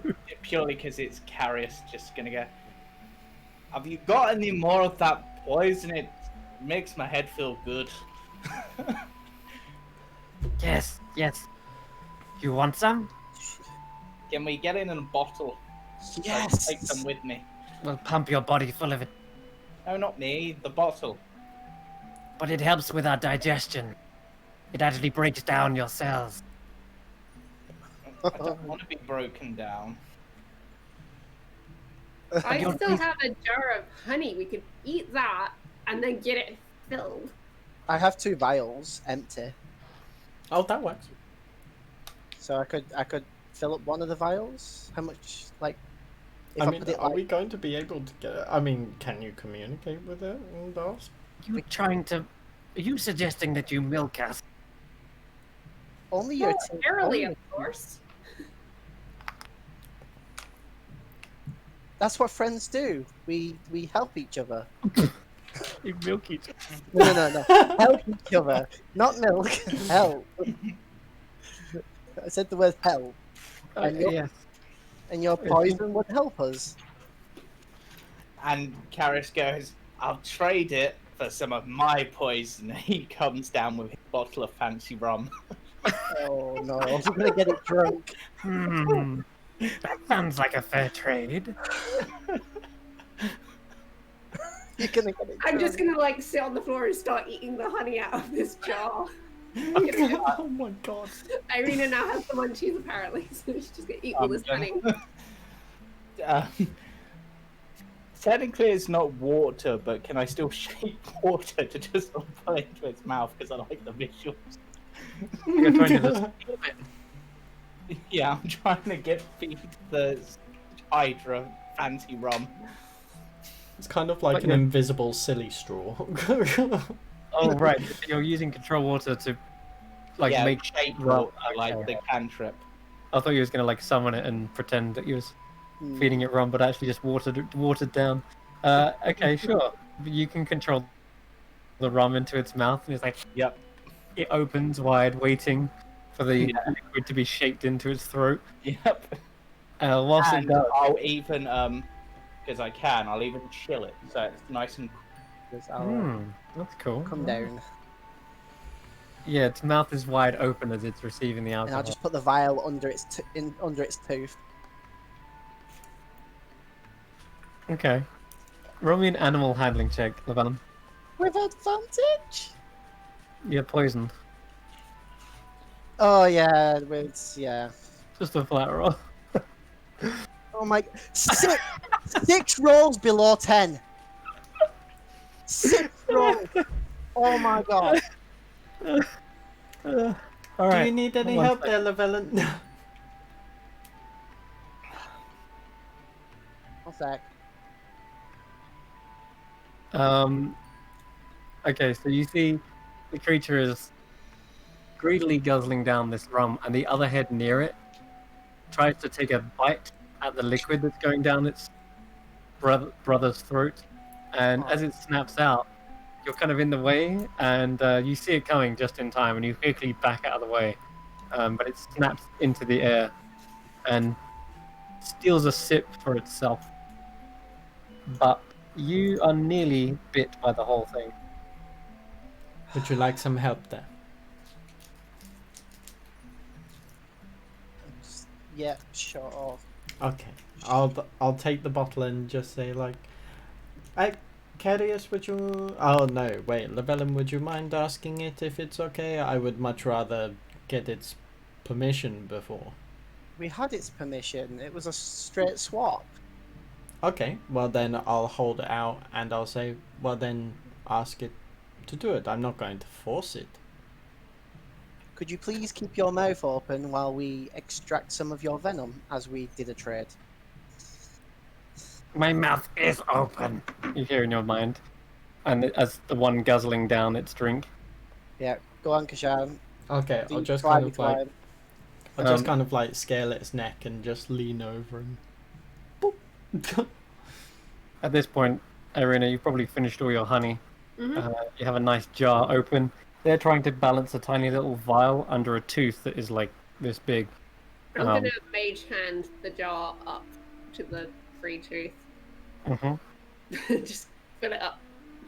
Can you roll me a Actually, no, you're fine. but still, I'll say, Kishan, you can roll with advantage, or is it Llewellyn rolling with advantage? It'll be me. I've climbed up. Yeah, and he's not poisoned. Okay. So. Yeah, that's true. All right, you can roll with advantage as you see a mage hand is now hovering, holding a jar, and traditionally the way you milk snakes is actually using more like a jar, and you put a kind of a Clean thin, over the top. yeah, thin clean film over the top of it, and then they pierce it, and then you see a squirt of this yellowy looking venom, and there is a lot, like a big supply of this. Probably just emptied its whole gland into this thing. But yeah, you see the jar is full with a different yellow liquid. Perfect. I imagine it's probably still labeled honey though. Yeah. I bet Lewy would love it. I'm going to remove that label. No. How many No! how many uses, if dipped in arrows, would that give? Got a good 21 there, so I'll say.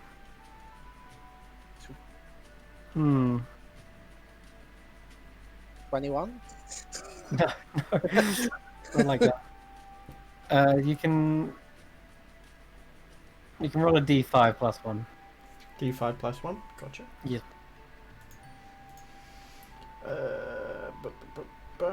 Oh, So you make it plus 2. d5 plus 2.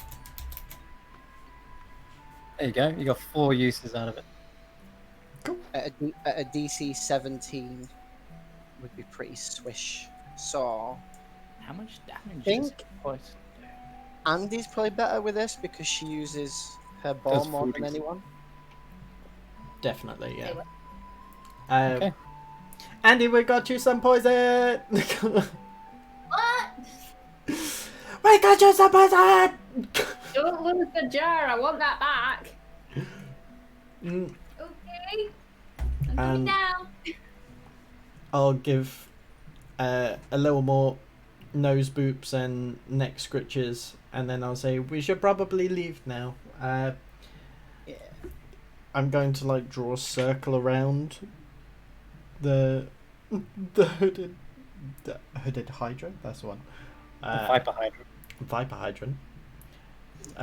Viper hydra. That's one. And just go step and start walking this way.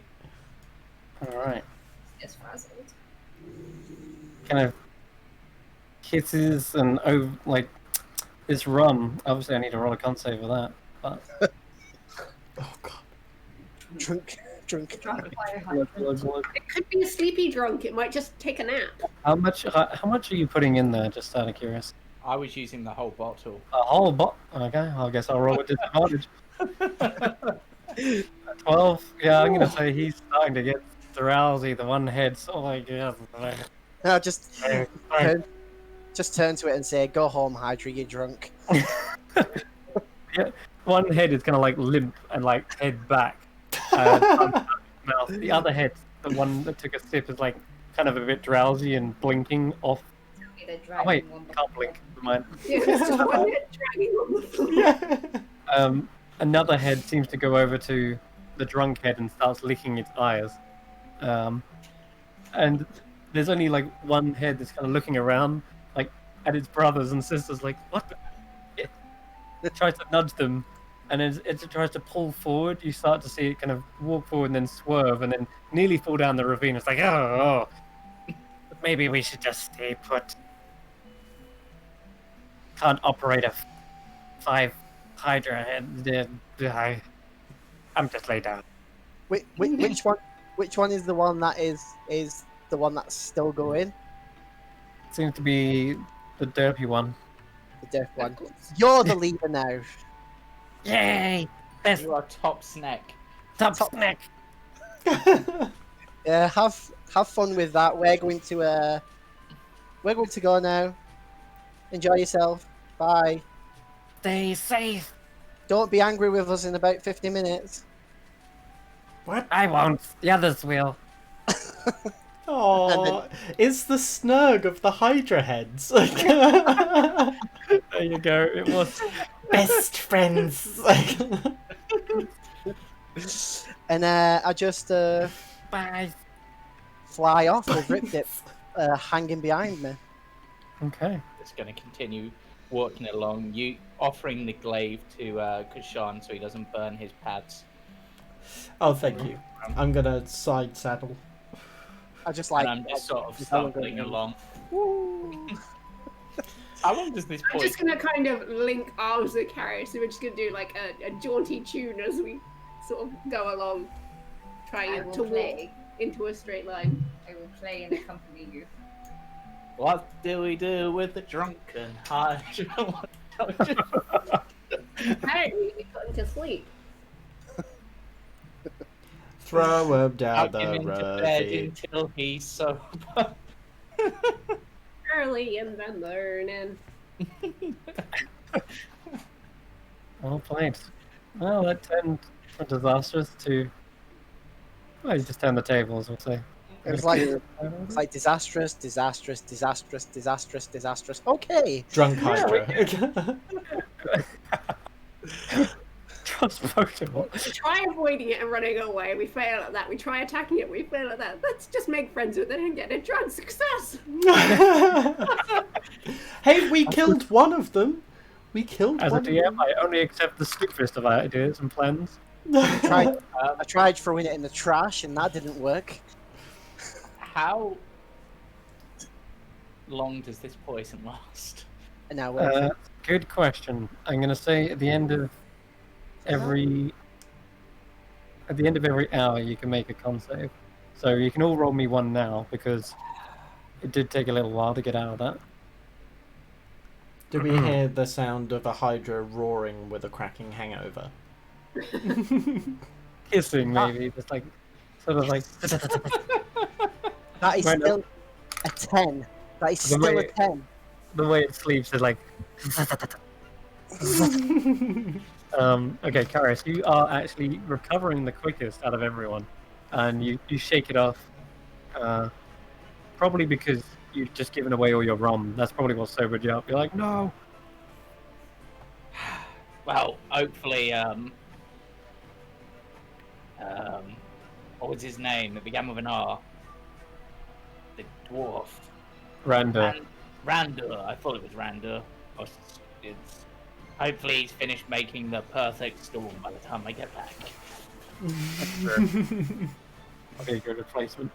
The others, they look like they're feeling. They look like they're feeling like crap, probably. Your muscles still feel like they're seizing up. It's I'm not. just gonna find a soft patch of grass and sort of curl up. I'm just gonna take a wee nap. In fact, is there a decent place where we can, like... when was the last time we slept, actually? It would have been on the boat, surely. Yeah. It's been a while, but it hasn't been a full day. Yeah, we took a short rest. Oh. Yeah, it's going to be at least. We were on the boat when we had a long rest past. How many hours would you say it's been? Because it's going to be like 16 hours before we can attempt again. Right. Yeah. So you've been sailing, and then you explored, then you got the other thing, and it's going to be a while yet. Oh. I can't tell you exactly. But you're nearly at a safe haven. Who knows? For now, though, does it seem like you want to try and take a safe spot high in the trees and take a short rest? Looks like Irina has just stopped whilst everyone else is trying to push She's forward. just like, I'm taking a nap.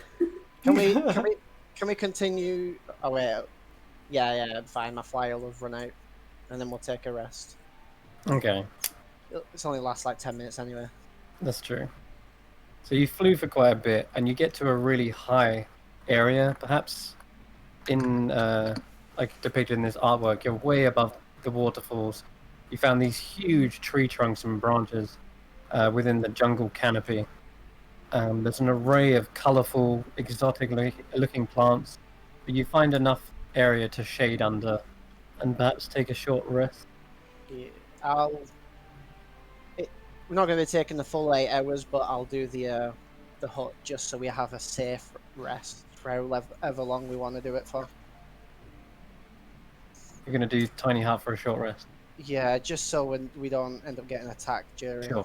All right. For safety, you see Llewellyn, you probably lining a circle of chalk around your fetal position, Irina. And, She's literally just like curled up in a ball. She's like, yeah. and eventually you feel a cool dome above your head.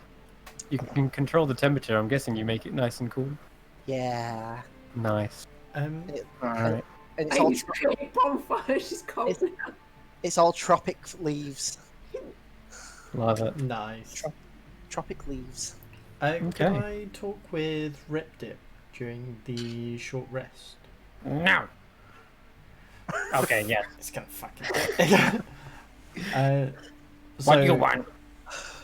Kashan's kind of like sat down, just kind of like playing with tweaks and things. And so, what exactly are the Siggy leaves like? Beyond, of course, your people's feud. What do you mean? What they like? They leafy, and they're sticky. Do you know much about their culture or what they do as people? They keep making trouble for us. That's all that matters. They make big trees come life. They make big monsters get bigger. And even tiny insects become a problem. Do you know who their leader is? They have Oh, okay. Hold on. He's gonna try and run an intelligence check on this Okay. because Knowing this is mine something up. that's quite interesting. we never seen leader, no.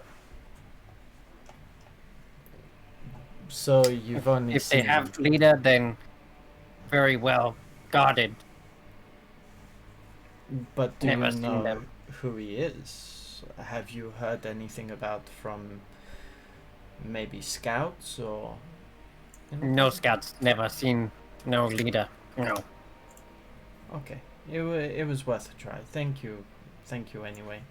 Once again, you're not going to start screaming and throwing spears at them as soon as we arrive, are you? No. Inside check. -1. Yeah, you don't even need to roll that. Trust me. Okay, okay. He definitely doesn't seem like he is going to openly attack them, but nor is he planning on ever being friends with these. Okay. It sounds like he has perhaps something up his sleeve rather than throwing spears. He sounds like he might have some sort of nefarious plan in mind, Okay. but it's definitely not outright attacking them. Remember, we are here to talk. We aren't here for fighting. You may be here to talk. We are here to talk. I don't have talk. We are here all together. Okay? Mm, We are part of the same clan. You can trust us, can't you? me trust you, not trust leave. Siggy leave though. But that's fine. What we can do is attempt contact. We can try talking to them. But remember what we are here to do. We aren't here to fight them. I'm not fighting. Not on my own. Good. Well, then you're not fighting at all, because that's not our intention. Not fighting, but yeah. No, not fighting either. Yeah, I said no fighting. No fighting. No fighting. God. No fight. Okay. Continues on probably from. It sounds like he has something in mind, but he's not planning on attacking. Okay. Wait, no, Well, what that yeah. Yeah, so I'll just continue patching up my wounds and Okay. regain half my key points. All right. The next hour or so goes by. Everyone can roll me another Constitution save, except for Karis. You're good now. If you wanted to during this time, maybe those who are like more Could I try more and healthy, yeah. Sorry, could I try and assist somebody? Yeah, you're very acutely aware of how your body functions, and you've mastered purging poisons just through sheer will. You could try and perhaps offer some advice or... Well, based on the roll, I'm gonna assist Andy. Okay, sure. Yeah, Irina seems to be doing the right thing, staying still.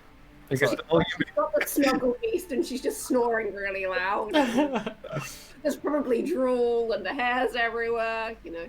Whereas, I guess Andy seems to be a little bit fidgety, can't sit still, probably maybe tapping on their tambourine a while, but every movement they do, you notice that it's going to continually pump the blood faster through their body, including the poisoned blood. You can definitely offer some advantage to Andy. Yeah, I'll just kind of like I'll get like a damp cold cloth and just like place it over her head, just like make sure she's drinking and like just normal stuff that's like... And now you're the doctor. Yeah. I can't have the title of doctor that's you, so I'll be Nurse Kashan. Doctor. I am Nurse Kashan. So, would this be classed as a CAT scan? I'm going to slap Carrot.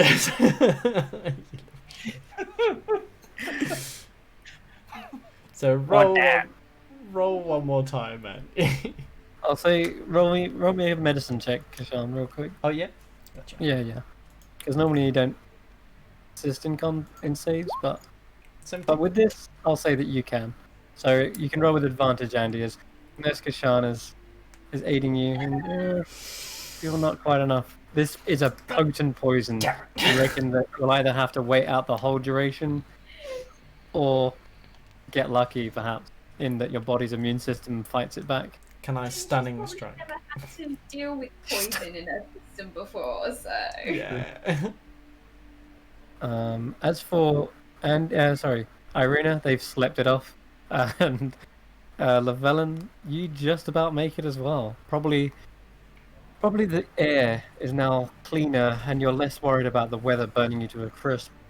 You can concentrate on entering into a small, brief trance, and during that, kind of adopt what Kashan would normally do and meditate. And through sheer will, your body overcomes the poison, just barely. I pretend to trance again. I'm good at that, apparently. Yeah. It's a pretend trance. You think you know that you think you're trancing like a normal elf because that's how all other elves have done it. But really you're just sleeping upright and just like... Yeah. That's how I imagine it. Because all your family, your villagers, they'd all been a trance. Funny enough, that's how my dad falls asleep when he's been drinking. Yeah. Like cat in one hand, just... I can never sleep sitting up. It just... To be fair, I would be absolutely knackered because for the past, like, how many years I've been sleeping at only 4 hours a time? Yeah, that's basically what Llewellyn does. Yeah. Oh wait, right, yeah, you are saying Llewellyn. I thought you meant in real life. Oh, no, yeah.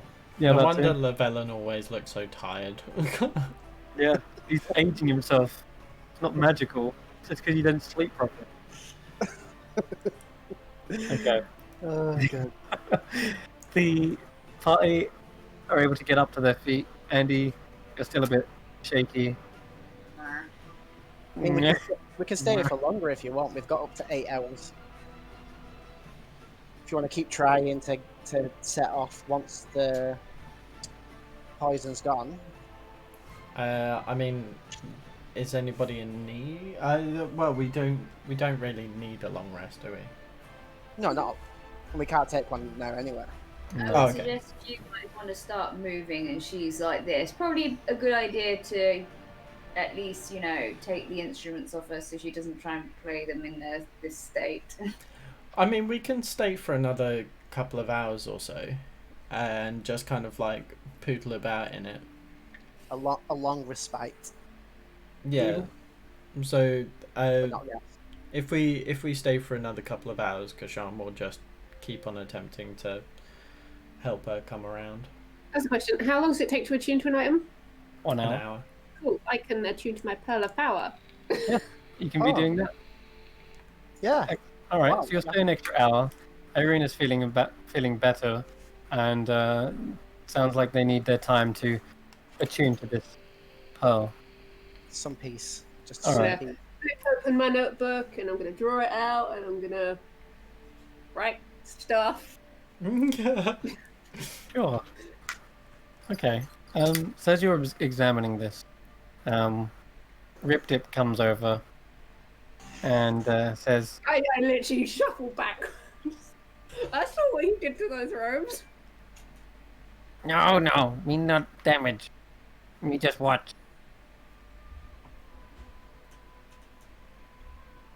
You unlocking secret of Rusty's. Mm-hmm. Bozo tribe not being able to do that. Just wondering what makes you so special. We could teach it. Because I listen to people and I learn from them. I'm listening now. Okay, well,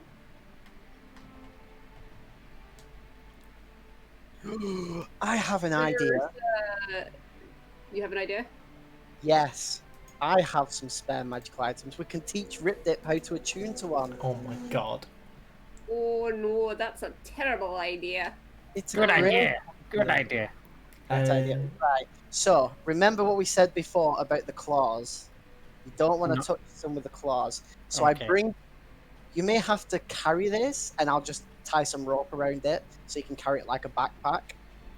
But I'll bring out the gramophone The gramophone.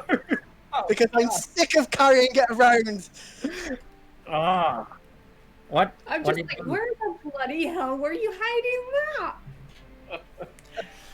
I'm sick of carrying it. What it do? It allows you to attack someone inside their mind. Like you do now. Like you're Like- obviously talking telepathically with him. Yes, but like attack, like make them feel pain, He pulls out his claws. but not with the claws, like with He your puts- mind. He looks sad as he puts his claws away. You You- can do with your mind. And you can do it at a distance. Mm. Okay, so you know how Like a fart. Yes, but from your mind. And it's silent but deadly. Yeah. So between me and Irina, Oh, can it's we? a gramophone, so maybe it's loud but proud. Yeah. Yeah, Between me and Irina, can we teach him how to attune to it? sure.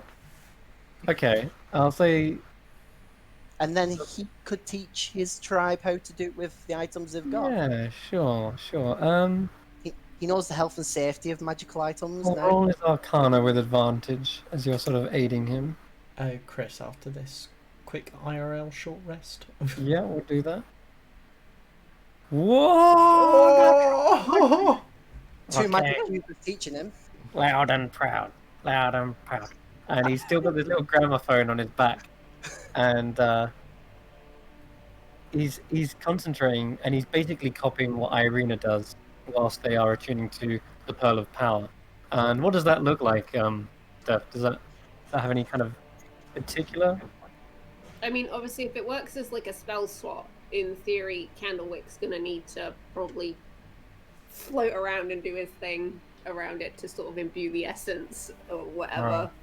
So there's probably like a trail of smoke that sort of circles around her hands while she's trying to like figure it out, and then I can imagine it sort of almost entering the pearl, and maybe if it's white in the picture, turning it black for a minute. Yeah, I picture that. Okay. So yeah, it creates this trail around, effectively smogging it until it's a final, like another sphere, but around it in smoke, and then the smoke pulls into the sphere, giving it this charcoal-looking texture, and then the smoke dissipates slowly as instead a silvery hue sort of shines brighter. But as it shines, you feel that shine kind of within you as well, as if there is a small flicker of moonlight within your own fiery temperament. I'm gonna sort of. She goes to put it on, and then she's kind of like she's already wearing two, so she's gonna take off the sort of hagstone that she found, and just toss it to Llewellyn, since he gave her the pearl of power. He can have this one. Okay. What? Yeah, you're given a perfectly round sort of stone, and it has a hole all the way through the center. It looks like it's a natural hole. Doesn't look like it's been drilled or anything. It just looks like perhaps the way the water is kind of washed over it, slowly degraded until a perfect hole has been made in the center. Have I identified this in the past? Yes, you did. You did take a look at it, but the only thing you know about it was the sort of inscription markings around it, because even Irina couldn't figure out that. Oh. So the identified didn't do that. Right, so what am I calling this? Hagstone. Hagstone. Oh yeah, it's Yeah, hagstone. or Irina's hagstone, you can call it. Finally, though, Irina, as you've finished attuning to this, there is a brief moment of clarity. Feels like this light, this moonlight, is literally shedding light on a new thing in your mind and in this item. And it seems like it wants to show you something. Not forcibly, though, but it feels like there is something there captured by the moonlight. Perhaps a latent magic, perhaps the last user of it. She's curious. She'll allow it. Okay, alright. Alright, and as your mind descends into this shadowy blanket, suddenly we will take a short break there. That'd be good, yeah. We'll see what vision it grants you, but might be a little hint as to what happened. Alright, we'll be right back. Take a quick 5-10 minute break and we'll see you then. And very quick message. Thank you to the Lord Tiny, also known as Nile, for the follow. Hey! Thank you very much. Right, thanks for the follow. Alright, be right back. See you.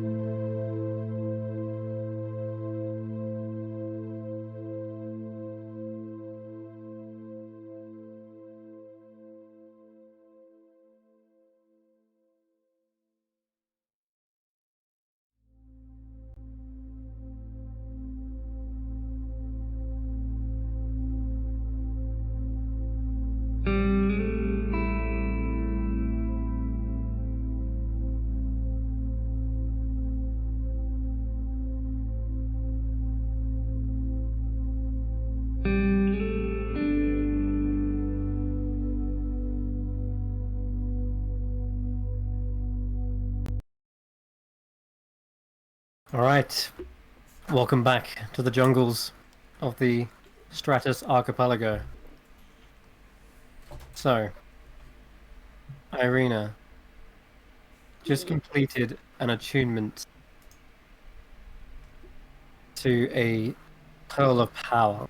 Not just any pearl, but one that seems to have this cratered, rocky texture to it, but it still has this sort of silvery hue and glow about it. It looks like it was once a piece of jewelry, perhaps. It seems to be attached to sort of a moon-like silver earring, perhaps? Maybe it was an amulet? You're not too sure, because whatever was attached to it has long since either withered or decayed away, and all that's left is kind of the actual jewel part. But as your mind kind of coalesces in shadow, feels like Candlewick is trying to delve deeper into a meaning or the lore behind this. And I'd like you to just make an Arcana check, just at the start of what this is. 21. You've seen, or at least perhaps heard, of wizards experiencing this type of spell or learning this type of spell before, but it's one that you've maybe dabbled in, but always been way too novice to be able to master. You definitely know that Llewellyn's father cast the spell once or twice. He even cast it, or tried to cast it, on Candlewick, and Candlewick denied him this spell. And it seems like Candlewick denied him because he knows exactly what it does. And in this moment, Candlewick is sort of maybe casting it for himself, for his own means, and revealing some answers. Or perhaps it's the Pearl offering its lore freely. But the spell is known as Legend Lore. And it is a high-level wizard, bard, and other spell. And cleric spell. But you've never been able to master it. And yet, this is perhaps what you've been told it's like. Experiencing secrets and legends far deeper than the eye can see. But nonetheless, your mind is coalesced in shadow as perhaps this pearl is allowing Candlewick some greater knowledge. So are you saying that Candlewick knows how to cast this spell? I'm saying that you understand what the spell is, but you're unsure as whether Candlewick is casting it, or whether the item that you're attuning to is giving it freely. You're unsure with. But that Arcana check is definitely high enough to identify that spell as it's being cast on you, on the item. Okay. Okay. The shadow is suddenly flooded with silver light. Your vision is blinded. Your eyes adjust, but you know it's sort of a mental blinding. And then you see yourself surrounded by stars, surrounded by spheres. You see a green and blue sort of sphere ahead of you. Looks like you've seen on perhaps globes or maps. And then there's the cold sensation, just floating in a cold expanse. A moment later, you feel a warmth from behind you, shining, searing, burning. An intense pain floods through you, and you feel something erupt from the front of your body as if a beam of light has just shot straight through you. Your vision is again blinded, but not by cold moonlight, but by searing, fiery yellow. And there's an intense emotion accompanying this, and it is betrayal. You feel betrayed by whatever this light is. As you feel your form shattering into a million pieces, you begin to float away further and further, and you hone in and attach to a single chunk, single stone, or perhaps pearl. And as you float and soar across the sky, you feel the globe in front of you pulling you, attracting you closer and closer. Getting caught in its atmosphere, you descend straight into its gravity. You flood through clouds, through skies, and eventually you start to see an island before you. And you crash, careening into it, and you feel the sudden thud. As it does, you kind of suddenly black out for a moment. Your vision begins to blink open once again, except this time you feel like you're being held aloft. A hand, a steady one, is tampering with you, chipping away at the debris, and this hand seems to be attached to a small humanoid. Has like a beard, and you're seeing like a pair of goggles staring back at you. And it stares with wonder, and its jaw is agape in fascination. A flash of moonlight once again, and you find yourself suddenly in the midst of battle. And one side is rushing forward. It seems like more of these smaller humanoids. You feel your power suddenly, the urge to sort of protect yourself perhaps, and you offer a font of power to aid this person who's being attacked by, well, all you can see is flashes of green. That's all I'll say. There's another flash, and your vision goes again. And this time you're inside some sort of structure, a temple perhaps. And there's an emotion again, seems to be peace, an emotion of calm. And that slowly fades away until you suddenly feel yourself perhaps getting closer to something, or perhaps something is being drawn to you. That moment where you were shattered into pieces feels like it's being reversed, as if something is pulling together. But it's a confusion. There's an emotion of confusion, and then suddenly panic sets in. You realize what's happening. You're not being fixed or drawn together, but your other whole is perhaps being drawn towards you.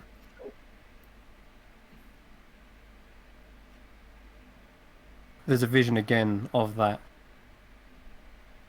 starlit, cold expanse. Except, whereas you're just a pebble, you sense a greater chunk flying towards the island, flying towards you, perhaps being drawn back to itself. But you're dwarfed in comparison to this thing. There's a moment where sheer despair sets in as this huge meteor strikes into the ocean. The last thing that your vision sees is this wave rising up, and you get the sensation of being pushed, shoved a huge vast distance, and it all goes blank again. And as this shoving sensation happens, you feel your body actually come back into the material, and you're sort of shoved back nearly off the actual branch itself where you're taking a rest. Everyone sees Irina kind of like topple backwards and land on their back. You just think that she's just looking at this thing. There's a little bit of smoke. It goes black, and then suddenly, whee! She gets flung backwards and does like a rolling. I like catch her from going off the edge. Rib Dip copies you, and tosses back, and as he does, he seems like he's got this eureka moment. He's like, "Yes, I did it! I have tuned. I tuned. I did the thing. Tuned. I tuned it." Tuned it. And he starts playing the little gramophone in a very disturbing, discordant message. Yes. Now, if you focus on something, and you focus angry thoughts into it, it should do damage to them. Okay. So like, I not try on on you. no, not on any of us, but on the next enemy come across, or even fish for when you want to catch fish. I try on fish. He Yeah, looks towards you, Carius. Carius goes, you know what? Go for it. Roll a wisdom save.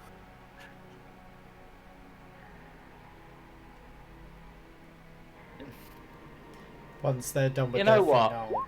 Purely because Carius is going to try to be the nice guy, and he thinks he understands where Llewellyn's coming from, trying to like teach him more about magic items. He's going to just let the attack hit. Take 1 He'll point of just like, psychic. 1 point of necrotic damage. is it only one? I thought it goes by level. What level is Rip Dip? True. But he hasn't. He's got levels in barbarian, not levels in. he just goes. It's true. Carius just shakes his head and goes, "Ow!" Oh, it works! Yay! Sniff my fat. I mean, Yeah. To be honest, I'm sort of imagining like Rip Dip's version of it more than just like a pain. It's just like a horrible bad smell you feel. yeah. It's also accompanied by that weird, creepy gramophone noise. Sounds like something's just a jar on the player. It's like. Like, ugh.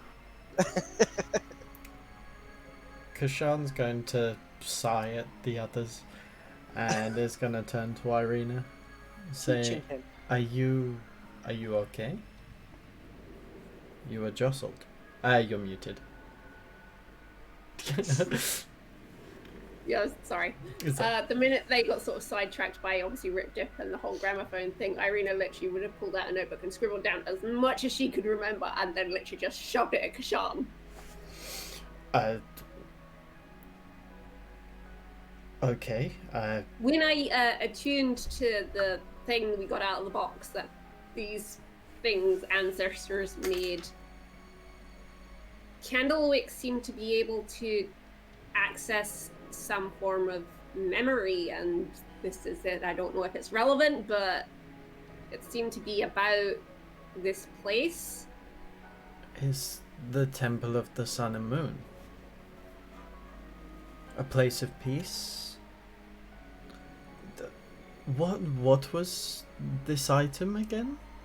So I'll show him the thing and just be like, okay, it seems to me that this thing, the stone itself, has come from, and I point up there, and it must have crashed like a meteor or something, but this is just like a small part of it, and then whatever ripped it is, like, his ancestors must have found it, and of course he said about the making stuff must have made that, and then I saw like this battle or something happening, and then a big meteor come down to join up with the thing. And What did you say about the battle? Sorry, Chris.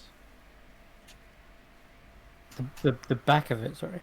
Oh, you battle said was- the Oh, the battle. battle. Yeah. Okay, yeah. You definitely saw there were like flashes of green. It was one of the most chaotic parts of the vision. But you definitely felt an emotion of survival.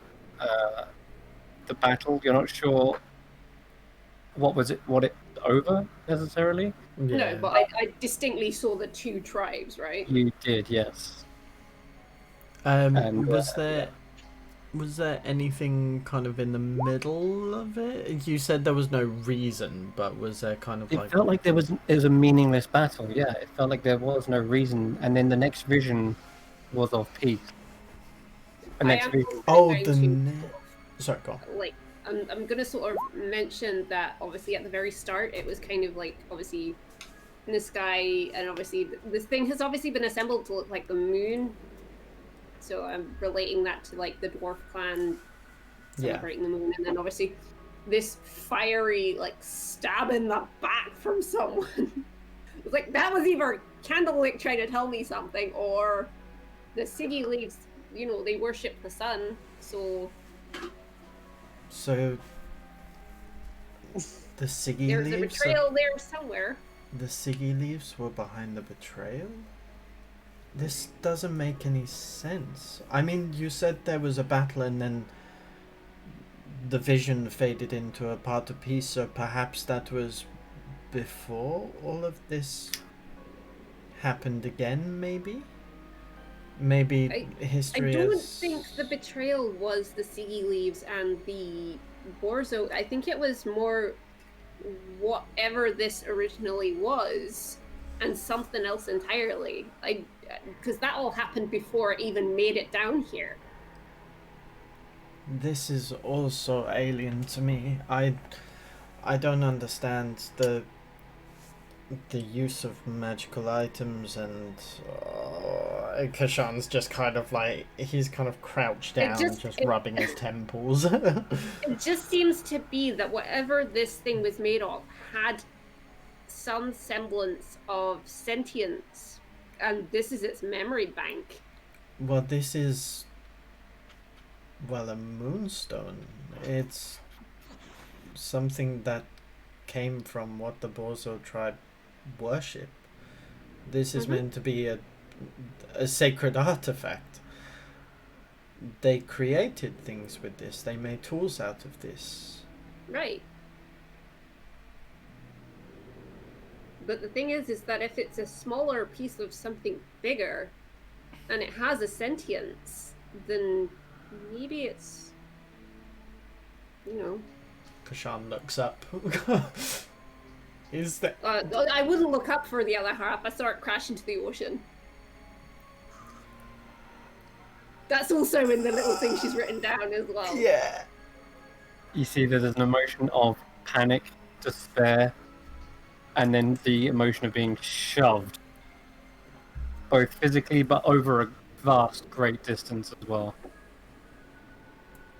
So something dreadful happened here. I need to find the other side of this story. This is... Nothing makes sense. The people here, they... So something is below us. Something crashed into the ocean that created... Okay, so the way it is the basically the moon thing, whatever this necklace piece came from, this piece got chipped off it and fell down first. Then the bigger one wanted to get it back, so sort of came following it. You don't think maybe that thing came from the big serpent, do you? What big serpent? The giant. The Cloud Eater. Or the Sky Eater, the fucking world devourer at this point. Sky Swallower, yeah.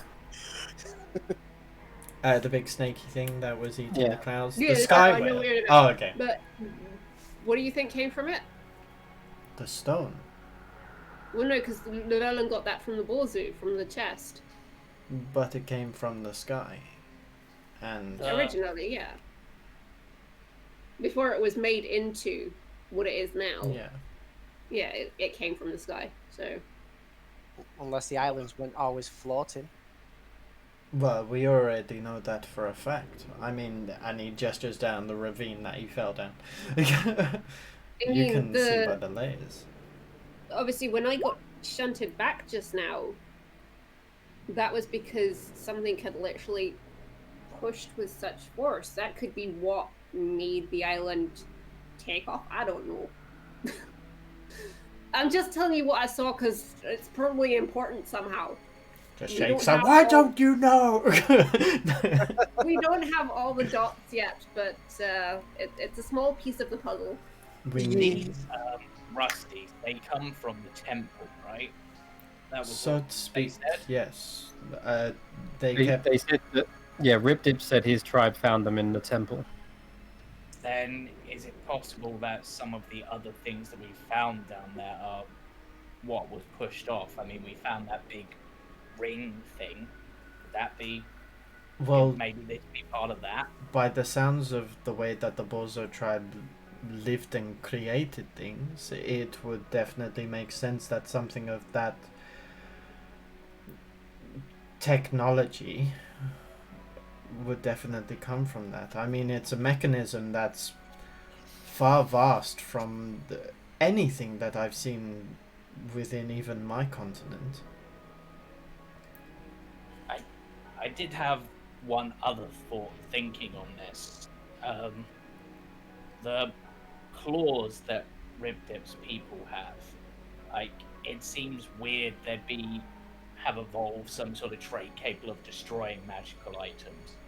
Maybe originally those claws were designed to shape them, like to shape these rusties into the shapes they used.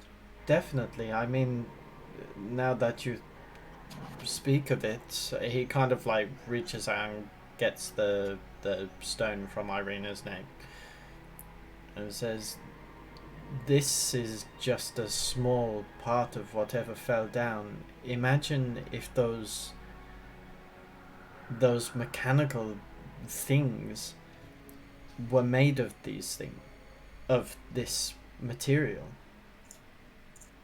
The only way that you could possibly shape or even change a magical item in itself is if you had something like those claws." I mean, it's kind of like when an artisan craft kind of fades out and goes extinct because no one learns how to utilize it. Perhaps that's what's Exactly. happened with their claws. They don't know how to use it. They don't have apprentices anymore. I think I know how to use them. And he picks his nose again, goes right deep in there. Yeah, he just stabs himself in the brain. I think you're that's a good one. definitely onto something. They've lost their ways, but I think it's not just the Bozo tribe. I mean, once again, we need to get to the Siggy leaves, guys. Yeah, we That's should not an option. We need more information right now, even if it is from the other side. We're Exactly. trying. As you say that, Llewellyn, you feel a voice in the back of your head. We're being watched. We're being watched Yes. by. Use your other eye. Okay, I look through the other eye. You see that the book has positioned itself so that it is staring into the canopy. There is something there that wasn't there before. A branch that's just hanging loose from near. And you suddenly see it move slightly, not with the wind, but kind of move as if like pulling itself back up into the canopy, hidden away. I'm not going to make any sudden moves. I'm not going to say anything. But I'm going to. Or in the dome, pointing that out. Yeah, in the dome. But I'm going to cast Rary's telepathic bond again, as I would normally do. If we've been watched, it won't really matter. But I'm going to add this being to it.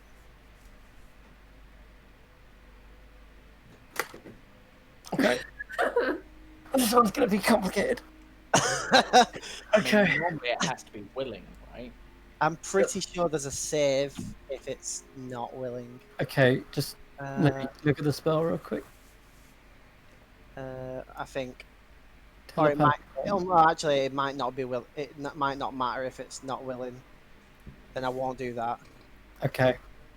That saves me a lot of confusion. I wanted to get it in so I could speak to it. Damn it! Okay. I mean, you have us, and there's hushed tones. Yeah, did it have to be willing then, yeah? Yeah, it has to be willing. I thought there Okay. might have been like a save or something. Well, you don't know if it's willing or not. I could attempt to do it, see if it'd be willing. Yeah. I'll give it a go. I mean, it's not like we've got a set amount of time for this. Okay. As an idea, what if you message it and ask it if it's willing? Like, say, we don't mean you any harm, we just want to communicate, sort of. I'll do that first. Yeah, I'll do that first. Okay, so you point out.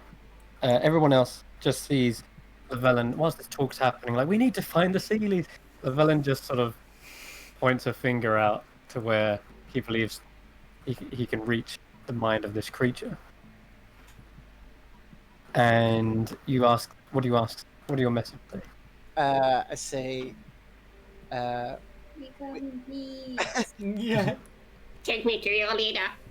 we are friendly, and if you are willing, we wish to talk. And I'll try and say it in. I'll say it. I'll say it twice. I'll say it once in Elvish and once in Sylvan. Once in. Elvish and once in Sylvan. Okay. To see which one it might understand more, and it can respond if it wants. Peace. Peace is good. Good. Yes, peace. You feel like this chorus of voices messages you back. Oh, what Hive mind. the fuck? Oh God. Okay. Okay. A message again. I'm going to allow you to talk to each of us at the same time, but it requires me to do something. If you are willing, are you willing?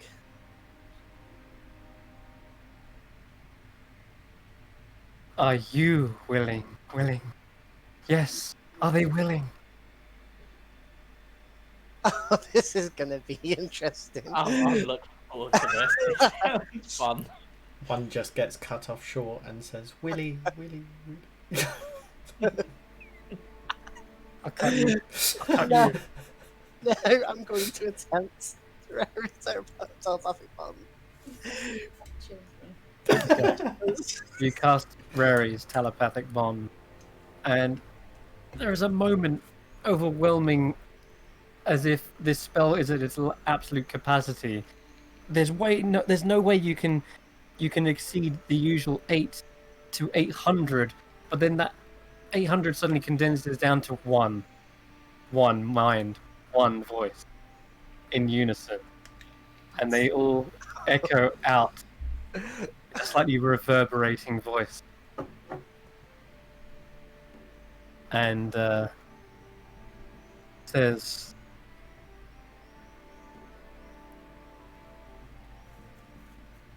"This is our air, but we wish to share. Yes, share. If only you are willing." What does it mean to share with the Siggy leaves? It means to breathe. Breathe as one. And you start to see a vine lower down from one of those canopies. And you see a branch pulling itself down, but it's moving like every arm and limb is like a twig of this branch. And you start to realize it's not a plant, but a humanoid-like creature, perfectly resembling a like a tree or a branch of a tree. And as it reaches down onto one of the nearby canopies, they stare out across the way. There's like two huge logs that you're now kind of staring across at one another. And there's a couple more, just like 3 in total, seem to lower themselves down, and as they stand at the same sort of head height, they stare out across, looking at the dome. "You need not hide. No, you cannot hide. No one can hide." Oh my God, these guys are creepy. Wait, is this all just in your mind, or is this all... It's in everyone's mind. all our heads. Okay. Is Andy technically still invisible? That lasts how long? I don't know. I'm only asking because they're like, you cannot hide. It's I like, well, think it's like 10 minutes. It's only Yeah. a minute. You cannot hate. I think people are either trying. You are still inside a dome, We so are. you assume that you can't be spotted by directly, but they know you're there through the spell, kind of communicating. We we do wish peace, and we wish to speak to you. If you promise to keep that, we will allow one of you to parley with us inside our little home. Okay. Uh, Uh, Llewellyn, if I may say, it might be worth dispelling this hut. yeah, just grab your piece of art. I'm thinking maybe bring one in to talk rather than. Technically, But one you technically things from the outside can't pass into it. Unless I allow it. but I think also if we leave, we can't come back into it. That's what I mean. I can't leave the hut, otherwise it goes. but also I'm thinking if we are sharing their air, as they say, perhaps we should speak freely in the open. I just want to let you know that Kashan's intelligence isn't great, so that's pretty accurate to what you'd say. I just want us to be safe, okay? I understand, but however, considering we are... If worst comes to worst, I can set myself on fire. They're plant people. No, Oh, no. no. I said if worst comes to worst. Considering What's that we are in their land, I think it would be best. Let's... Life or death situation. Life or death situation is good, however, this is meant to be a life and peace situation. That's why I said if worst comes to worst. Yes. Life and peace is good. How about before we all go and share their air, as they say, one of us does it? I'm happy to volunteer. You explain what I'm here for. Please, Kerius, don't put yourself into trouble's way, because we are here on my sake. Yeah, Allow me. Yeah, I'm gonna allow Kashan because I want to quickly take a step back, hold on to one of the others, and just see how the boat is doing. Zoom into Raven Vision just to make sure they're all okay. I'm afraid you're too far out to be able to do that. I thought the idea was you can still jump into his vision, you just can't control it. No, if he goes out, you can't jump into his vision, but then as soon as he does, then you know can what he sees. communicate with it, I think. That's what I mean. I thought you can only communicate with it in 100 feet, but you can still see through its eyes. Let's have a look. Find familiar. Because I only know because that's how I've seen it being used. Okay, let's have a look. So, whilst it's within 100 feet, you can communicate with it telepathically. Additionally, you can see through its eyes and hear what it hears on the start of your turn. These benefits of a special senses are only whilst it's within that 100 feet. Okay. But it is still summoned. The idea of it being is that if anything changes or some sort of development happens, they can at least send it back to you, and then it will come into contact like when it gets to 100 foot. It's like a messenger bird, effectively. Okay. It's only, I'm just going off how I've seen it used, Yeah, I'm afraid which is different. it is different to what That's the fine. actual rules normally are. I No think worries, that's if you fine. activate its vision and then it goes out of the range, you can keep the vision. But in some That's fine. cases- That's fine. I'll just take a step back anyway and let Kashan do his thing. You can do that until the start of your next turn, James, and then you lose it. Yeah. Then you lose the senses. Okay. So yeah, I'll step out of the dome and Okay. just kind of await. All right. So you hear that you've heard Llewellyn say, "Why don't you come into our home, right? So we can communicate peacefully." And the response you get is, "We welcome you to our home. You may come with us in peace." We thank you very much for being so welcoming. We do not mean no harm.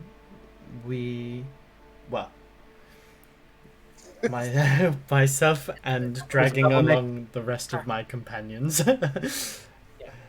uh, are on a bit of a pilgrimage. Would we be able to speak to your leaders, perhaps, about this place? There it is. The leader question. Take me So- to your leader. Yeah, pretty much. Okay. The response is a chorus of voices, and it says, "We are one, I knew it was one gonna- people, one voice." Now I've got Lion King in my head. Thank you. Surely you must have a council or a meeting place where we may discuss such goings on about this.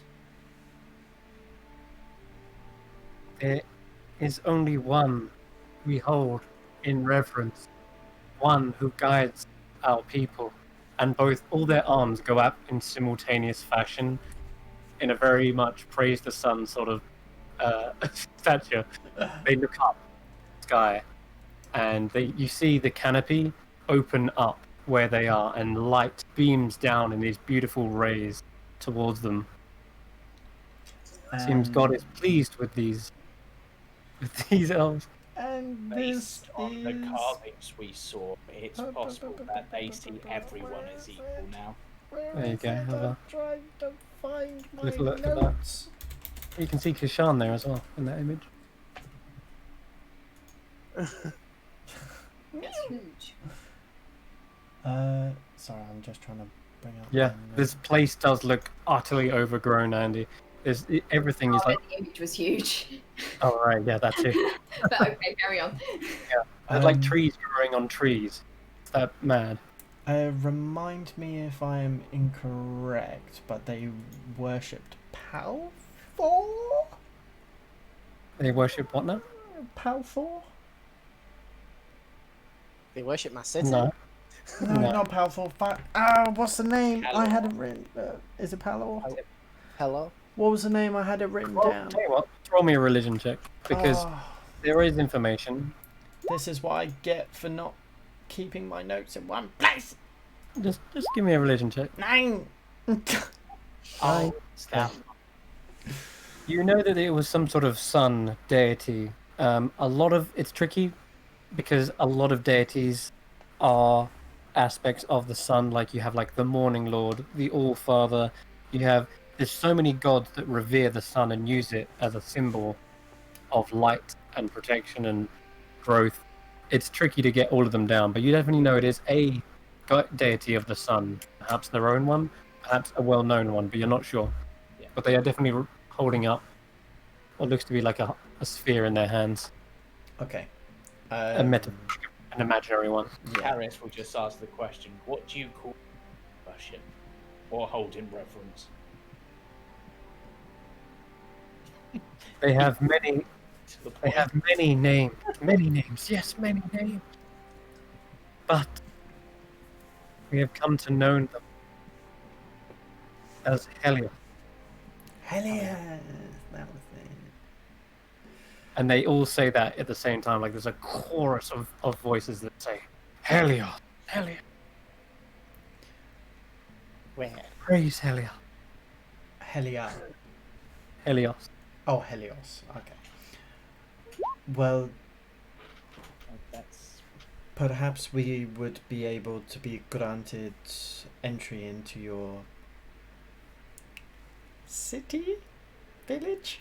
Question mark? I have many questions that I wish to ask.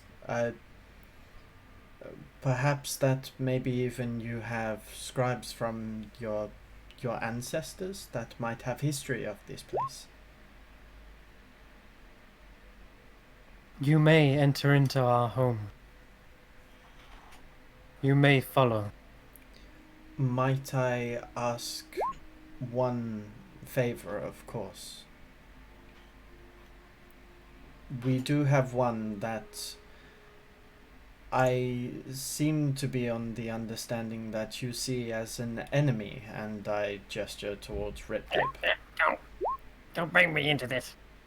I do wish safe passage for him. We are on, well, as I say, I, dragging my friends along, am on a pilgrimage of peace and tranquility, and I do not wish for violence, but Peace.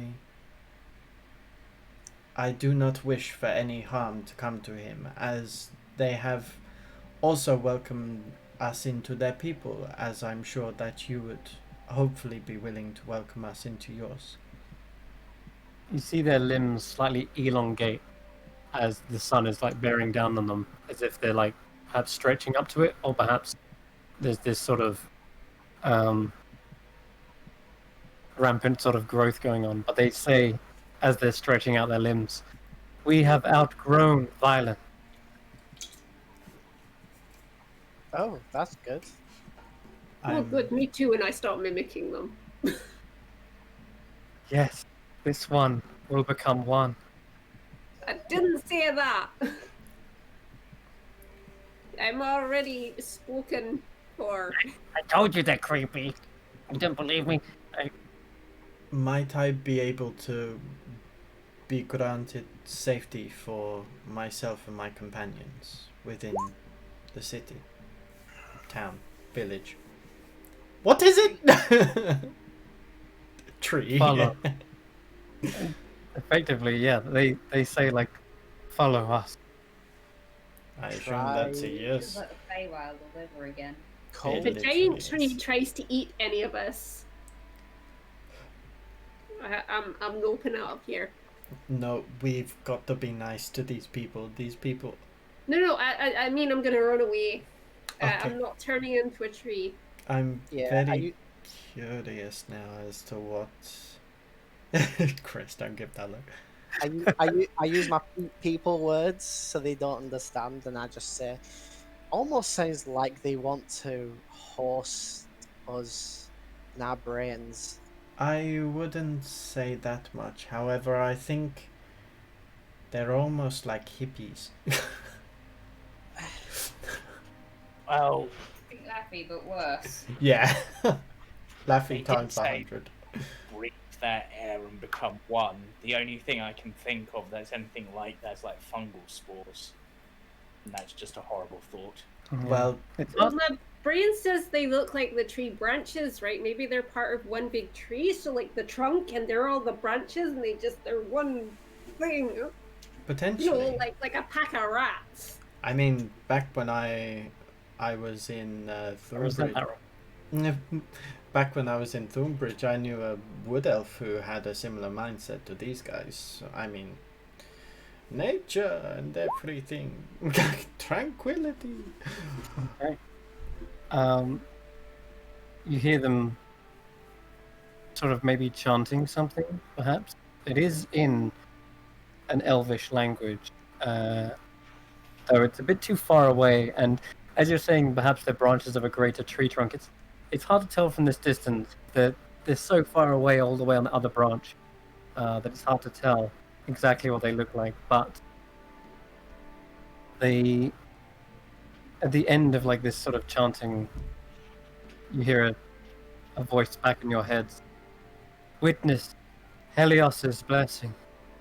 And you start to see the canopy that you're standing on begin to stretch up, opening like almost like a flower blooming, and all these branches, the leaves, trees all begin to bend back and upright, and some of them are starting to crisscross and form bridges. You start to see, like, rather than going somewhere, it feels like their home is coming to you almost. And as you look up, you start to get this sort of sense of vertigo as the tree rises, and your neck cranes backwards more and more until you're staring up into this labyrinth of branches and trees. Have a look at. Oh my god, why do you have to make the picture so big? God damn. Oh, picture. Ah, pictures. Yeah. Oh god. Wow. and ascend. Join us at the top, at the shelf of the heavens. Well, I'll see you at the top, guys. You're there, and Carius just starts glazing up. I I'll. mean, am I typically still poisoned? Yeah. Oh, yeah, in fact, before you go, I have another favor to ask, if I may. We stayed another hour, so you would have been able to do another check by then. Because Yeah, we can try that again, see what happens. And I would have. Yeah, That's we- why we stayed a little bit longer. Yeah. We will do that in just a moment. Okay. Oh, Had to do that before. That was bloody So, worse. I'll shout just before they dash up, just being like, Yes. I have another favor to ask. Ask. Yes, ask. My friend has come under the influence of one of the creatures within this forest. I don't suppose you have anything that would be able to aid her from this ailment? I'm not turning into a tree. That isn't tree turning. We have many cures. We will do what we can. The Thank sigil you. leaf wait. And you see them almost become one with this tree as it's still growing and rising up. And you see their branches actually start to merge and grow into it and keep rising and rising. As we're going up, Llewellyn just says, "You know, I've been a tree once.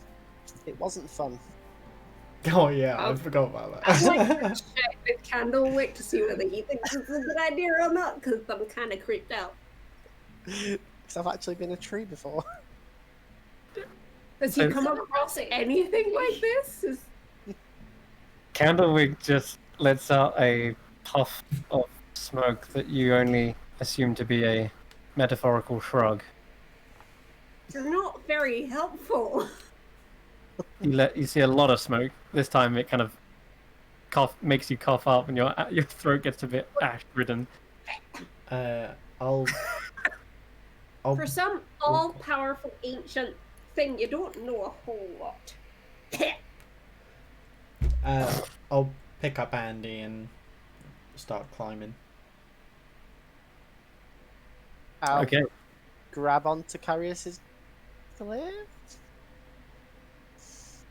And technically it can only carry 2 at a time, so I'm not sure how we're going to get everyone up. I don't know, but I haven't really got spells to waste anymore. And I'll attempt to start climbing. Good old-fashioned climbing. Okay, so there's 2 ways you can climb. Like Kishan, literally climbing up the side, or using this crisscrossed bridge, which are mind-boggling and give you this vertigo. But there is, by the looks, perhaps a trail that does lead up higher from branch to branch.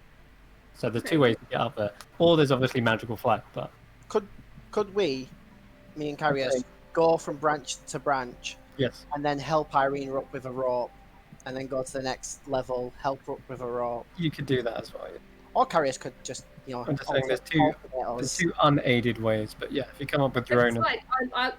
I'll attempt it on my own first. Okay. Alright. Just for the hell of it, and I'll try and do the crisscrossing. Irina, you can make me an intelligence check. Intelligence to climb, yes. You're good at those, right? Warlock? Yeah? Huh? Straight intelligence. Yeah, just straight intelligence, yeah. It's not bad. You don't get lost. You're definitely ascending, but you're unsure if it's the most efficient way up. But you are going higher eventually. I'm just trying to delay the inevitable. Does feel like yeah. As you go, some of the branches are so wide and thick that it appears as though they've uprooted something whilst this tree grew. And what you notice is perhaps a headstone of some sort, or maybe like a waystone.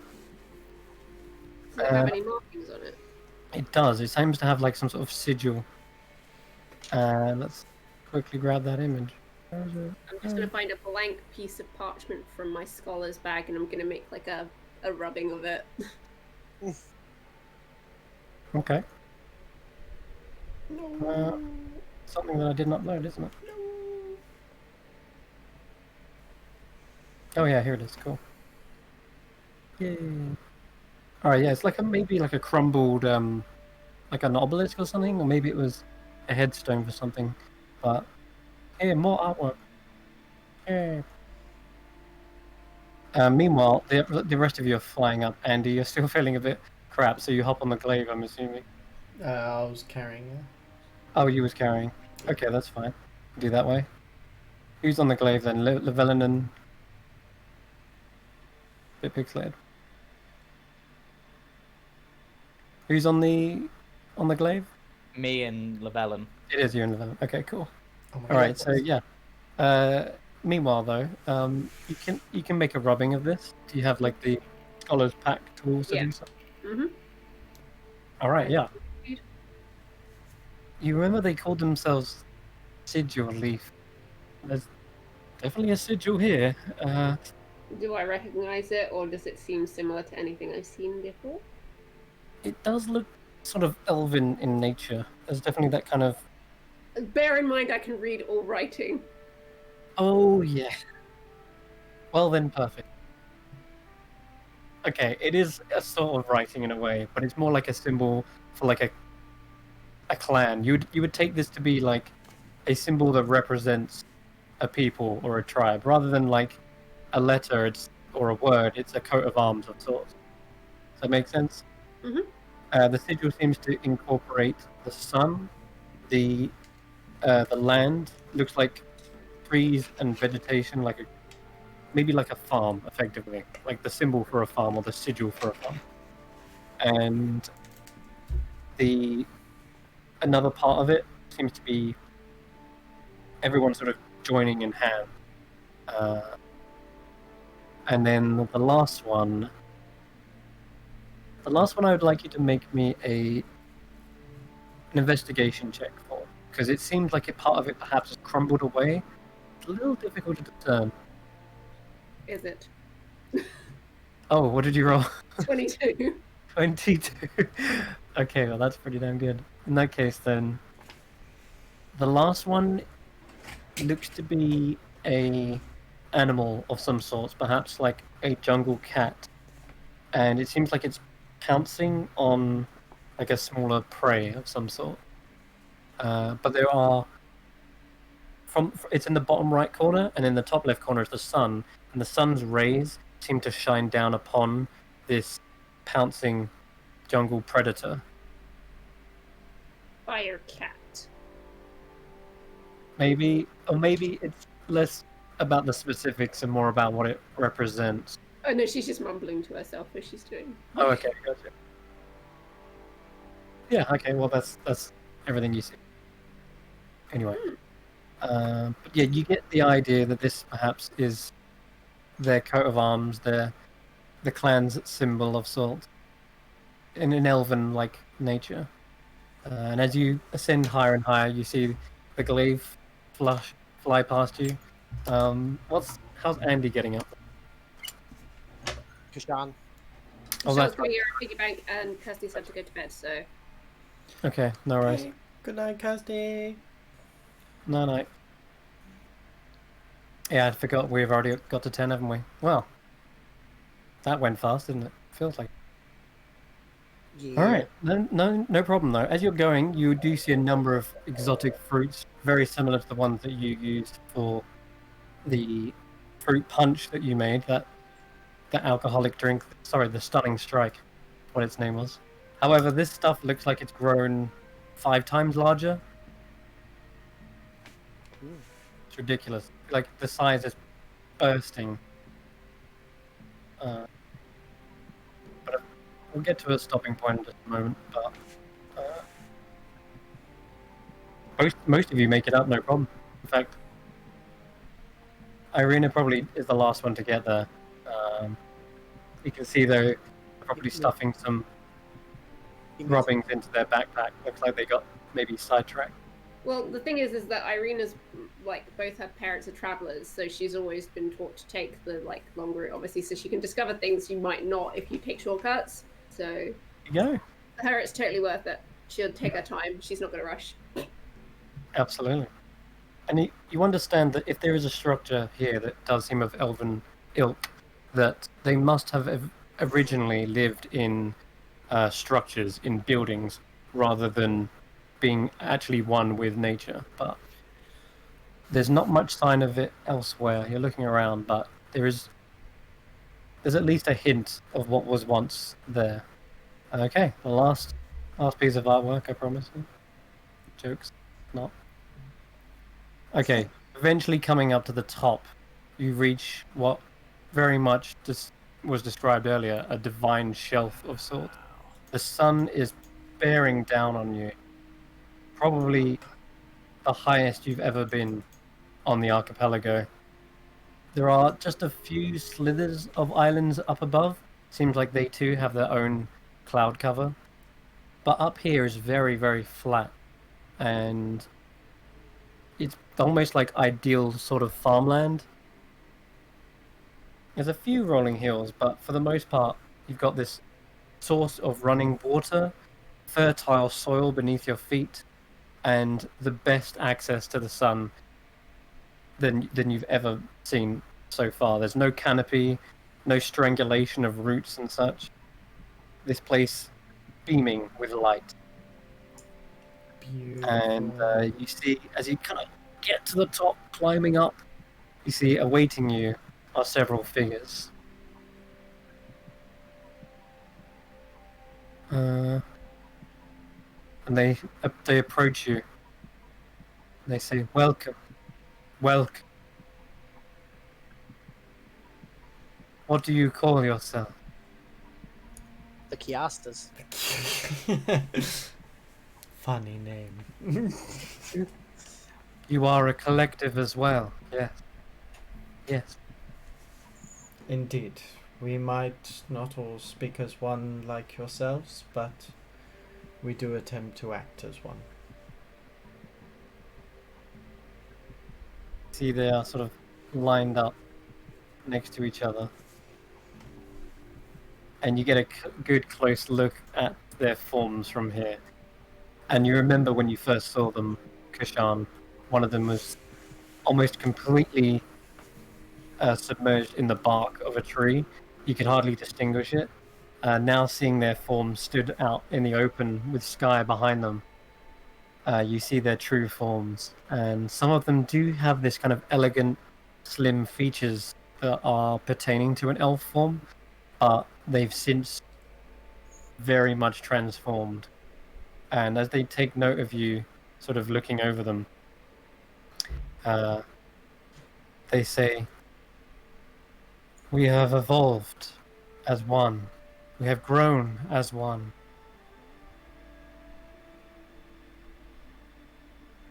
I'm very much intrigued. I don't know if you can see those. Are they They're not popping up, but No. see the No. tokens.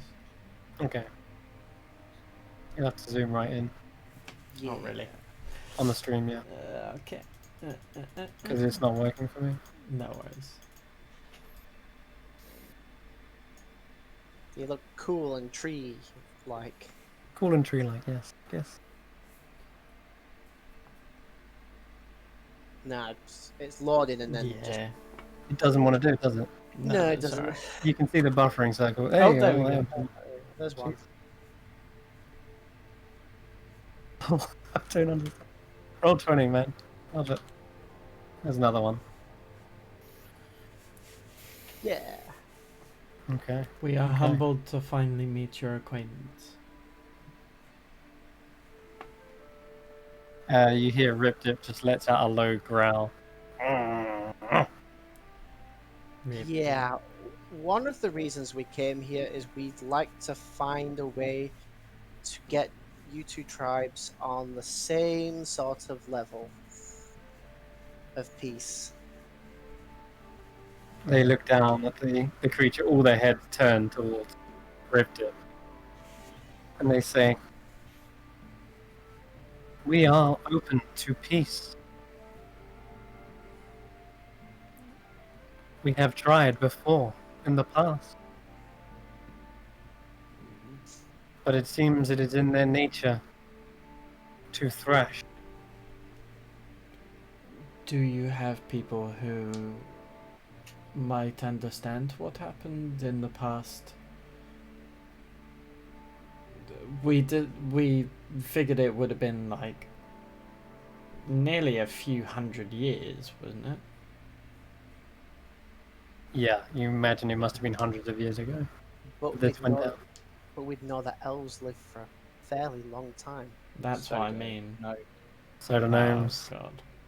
Wow, fuck. Oh god. So did That's why trees. Chris got so confused trying to work out the time scale. How long? Even Right. when the DM is even confused by the time, that's when you know it must have been a very long time ago. It's like, Like, at least probably 1,000 or something. It's very hard to discern. Yes. The trees could be ancient. Ask the trees. They That's were here true. first. The trees know all. If they're connected to the trees, they could actually ask the trees of the story. Yeah, Perhaps And we're discussing this, and they can probably hear us because we're, yeah. We are of one mind, one past, one future. perhaps you will be able to indulge us on the past. I am curious as to find out what exactly happened between your people. Yeah, what caused this rift between the tribes in the first place? A rift. We must heal rift. We must grow as one. Heal scars. Yes. You hear like all these voices sort of agreeing with you, and in their own way, sort of same time. What caused the scars, though, that you're trying to heal?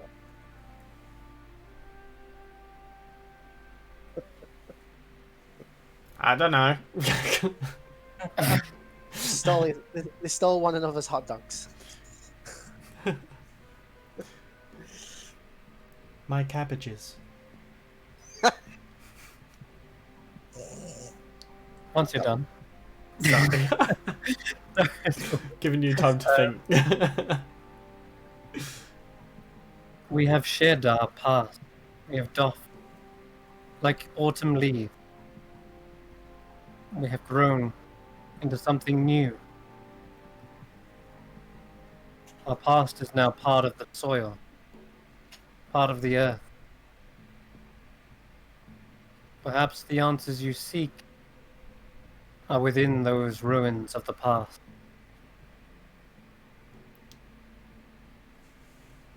They also turn their heads slightly, like about 20 degrees. I turn my head in unison with them.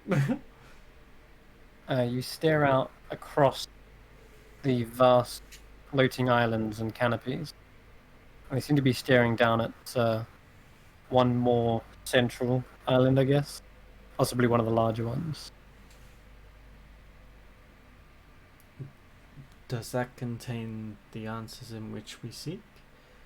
What happened to the people of these islands?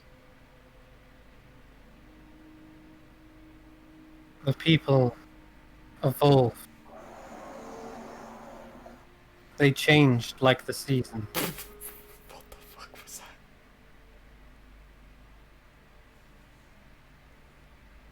Oh god, this really makes me wish I still had a fan. Yeah. His exact thing.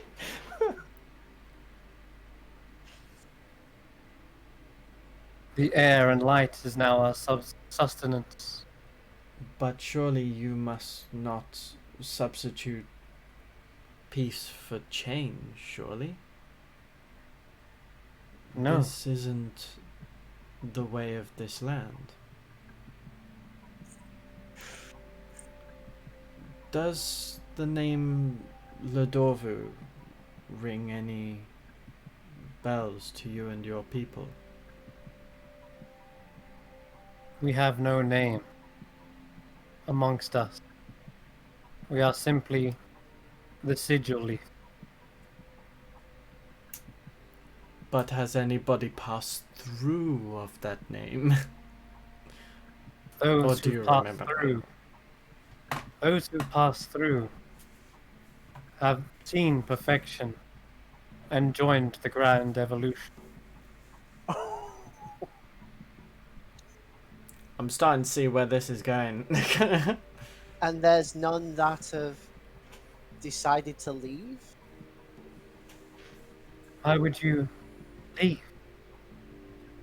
We have peace here.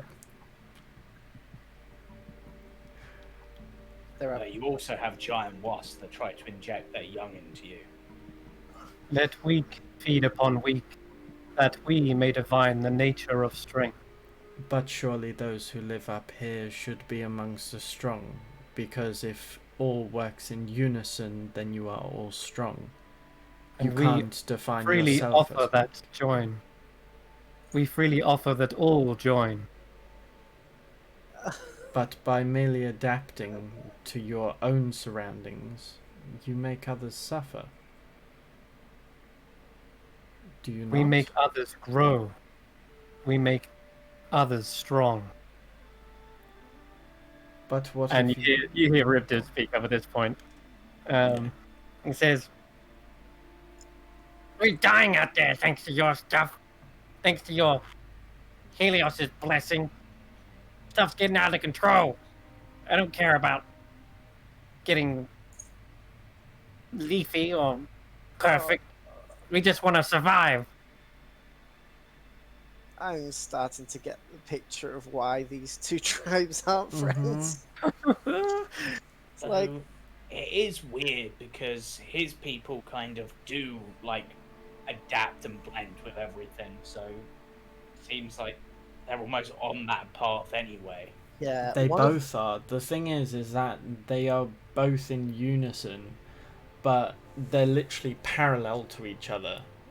When all they need to do is just find that middle ground to come together, because they worked together, they built everything together, but something. I don't know why I'm thinking that.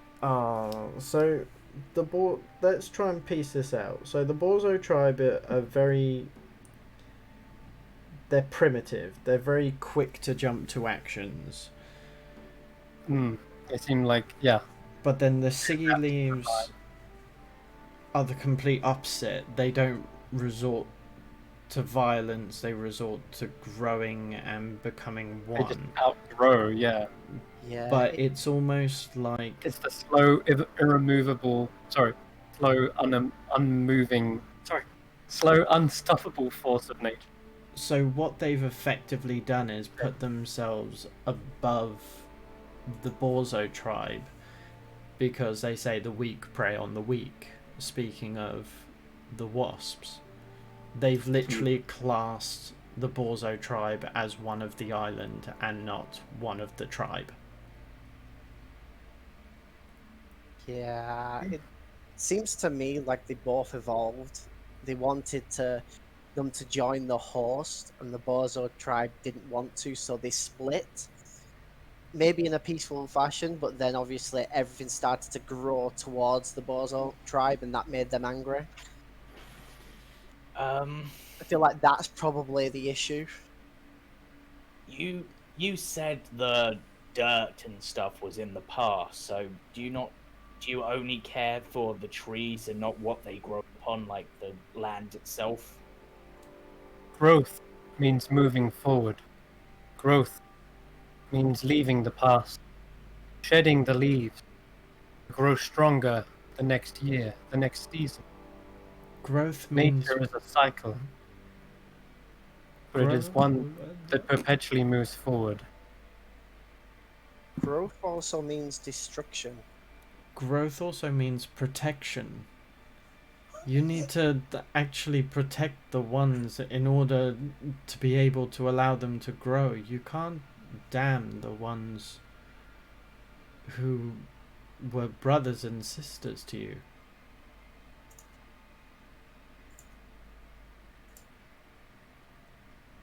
We do not damn them. We pity them, Then for why, they have not yet seen the perfection that is the one. then why not show mercy on them as everything grows far beyond everything beneath. It's putting their lives at danger. Is there no way that you are able to help them, to not hinder growth, but protect them from the growth that is going to cause harm? To help Allow them. them to grow in their own way. Exactly. Grow around them, not through them. Oh, that's a good one. You ponder that for a moment. You can put me a persuasion check, Sean, and I'll say with advantage, as definitely everyone is chipping in here and adding to that sentiment. I'm good at persuasion checks. I never get persuaded. Oh, 14. Alright, It's not not bad. bad. That's good. It says,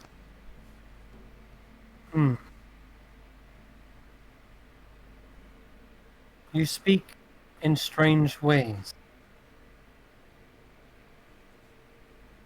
Tell me, though, would you consider yourself a hunter, predator, an animal that seeks, destroys others?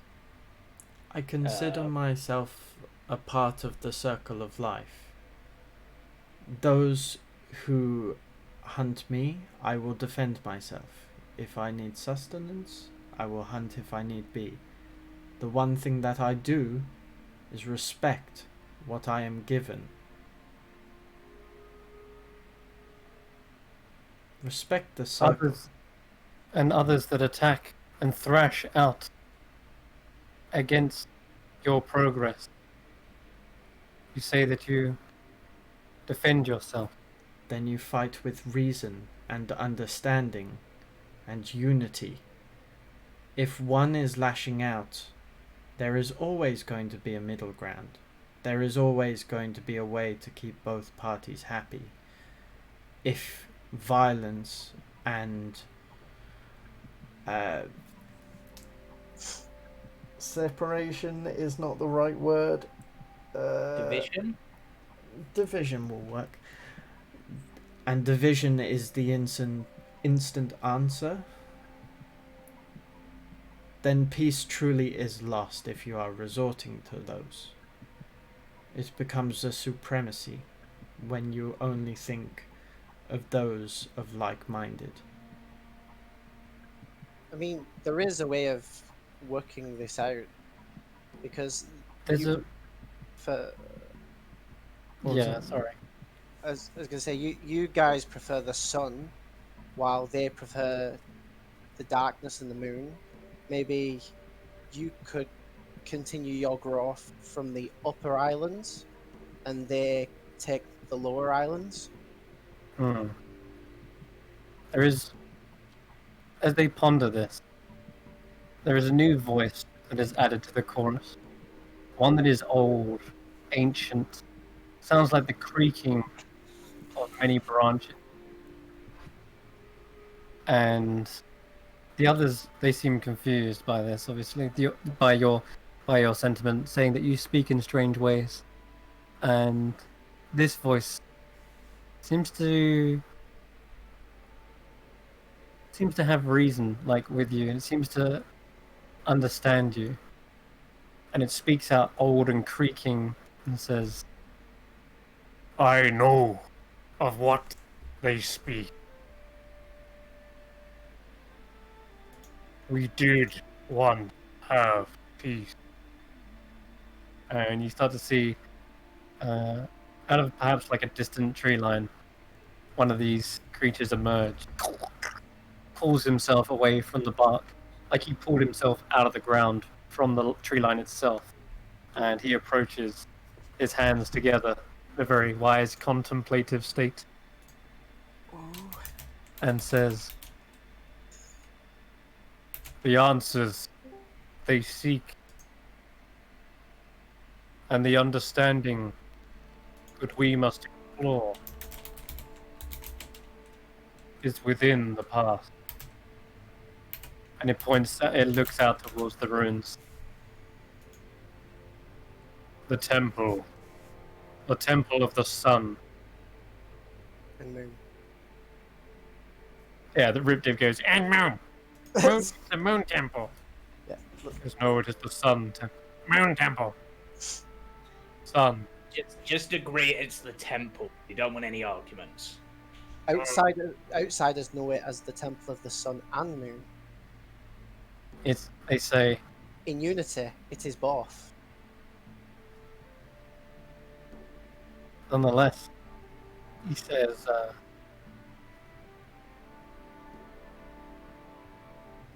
the answers you seek and the understanding we seek within that temple. And Riptip's like,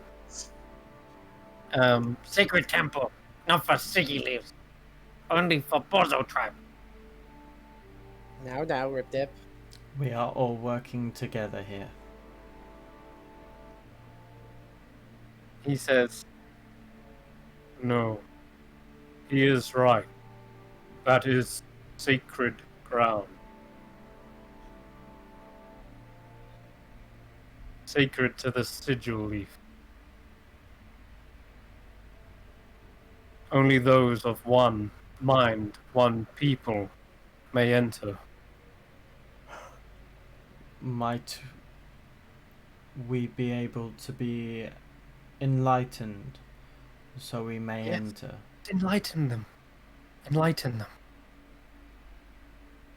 Are you willing?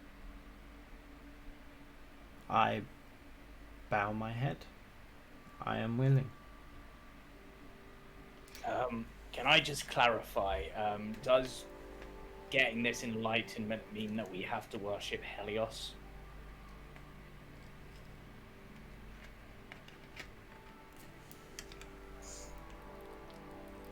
Turns to you and says, Helios gives life. Helios gives the future. If you do not revere that, then you abolish life, and you have no future. I worship the sea, the birth of all life. I worship the waves, the air.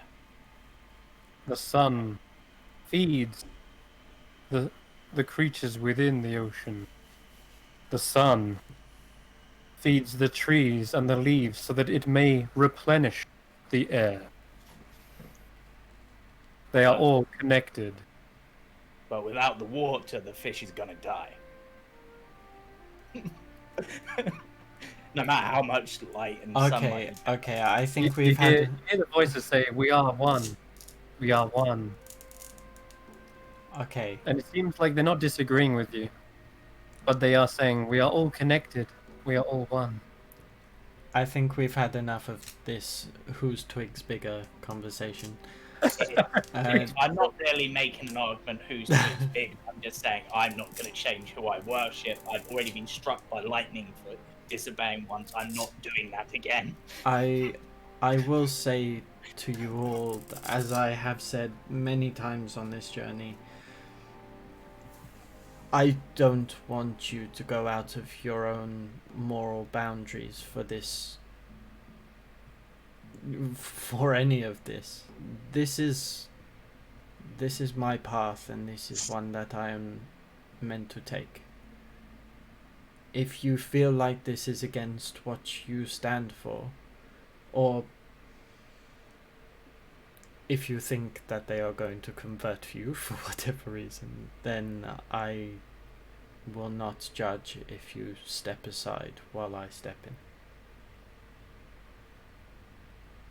Going off what was said, only those that are of that of one mind, many minds that are one, can enter the temple.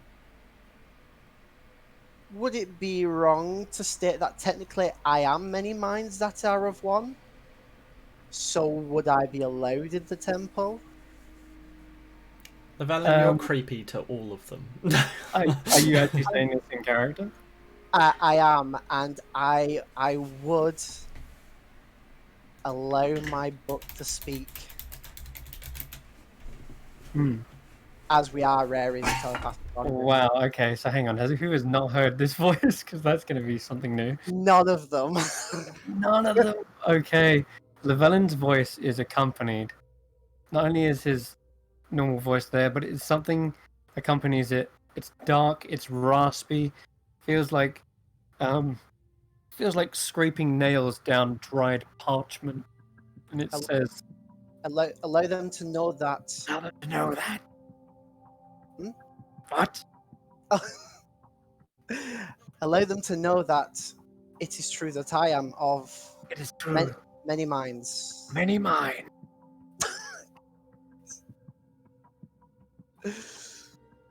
Yeah. And therefore I fit your standard for going into the temple. Yes. What he said, into the temple.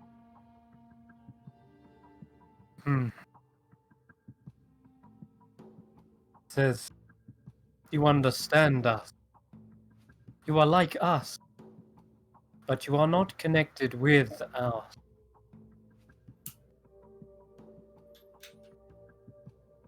We can allow that to happen. You may gain access to all our knowledge. But in order to do that, there must be mutual trust. Like I assume you have with your own. I don't know what the implications of mixing two hive minds together will be. Alright, okay, so if we do become one, are we able to leave? Or is this permanent? I think you already have the answer from an earlier sentiment they said, I think which we're only... was, No, what they said is, why would you want to leave? That's not what it's they true. It's true. But they have said that What I want to know is, will they prevent us from leaving? Insight? we only wish for peace and unity. That doesn't answer my question. What they are trying to say is, if we choose not to join them, I very much doubt that they would judge or try to stop us. Sure, they may be all at one, but they live in peace. They have no reason to stop us.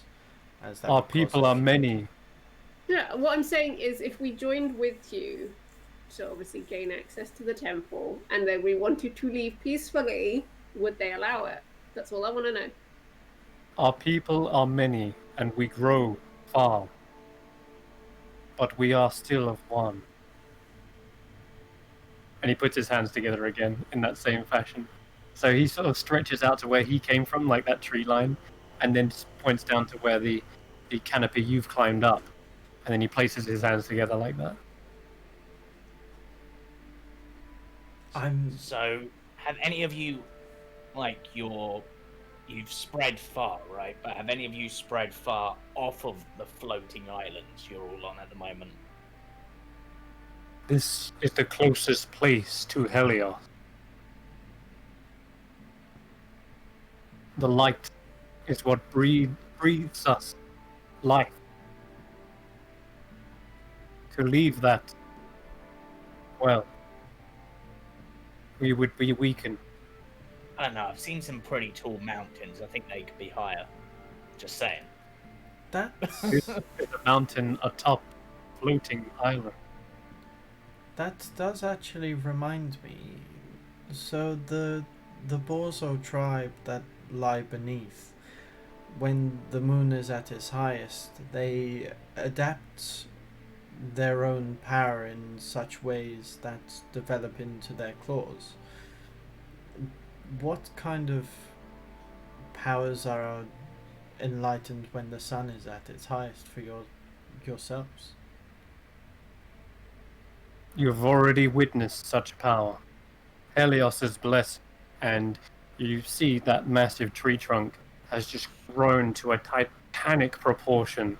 You see other trees growing on that same tree as well.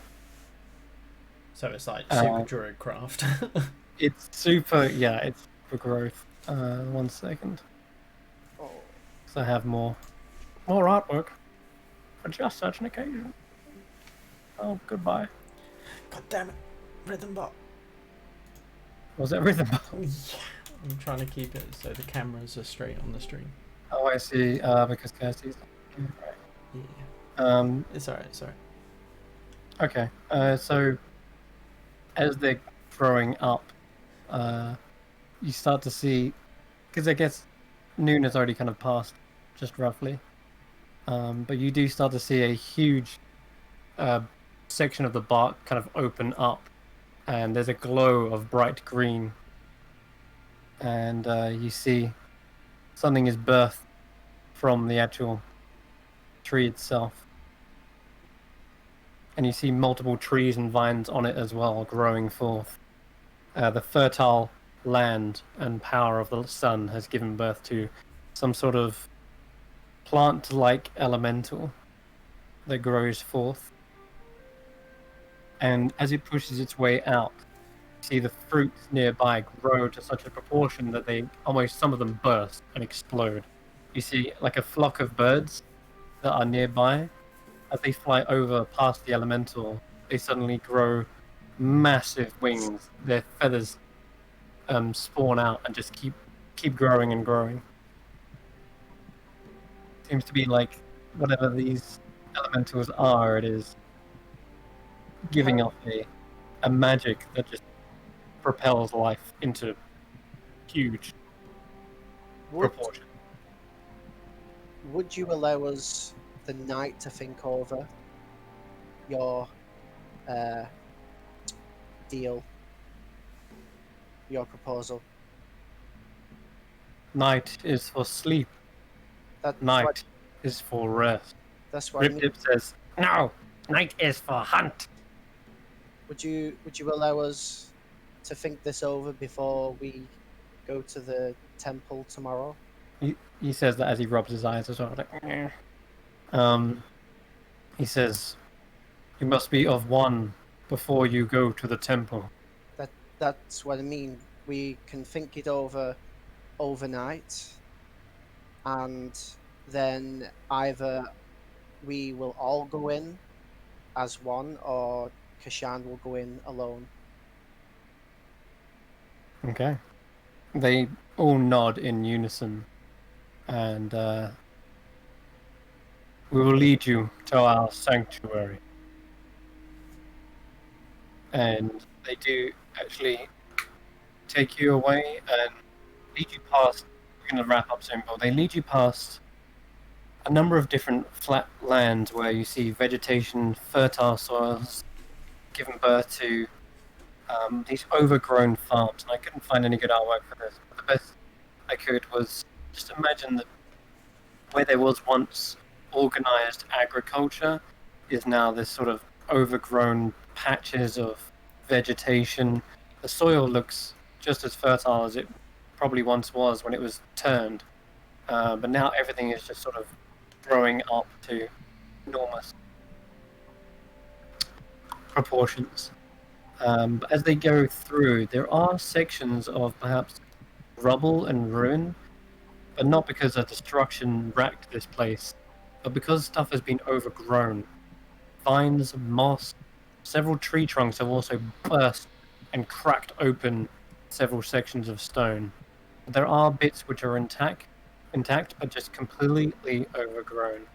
And they take you into a deeper part of the jungle.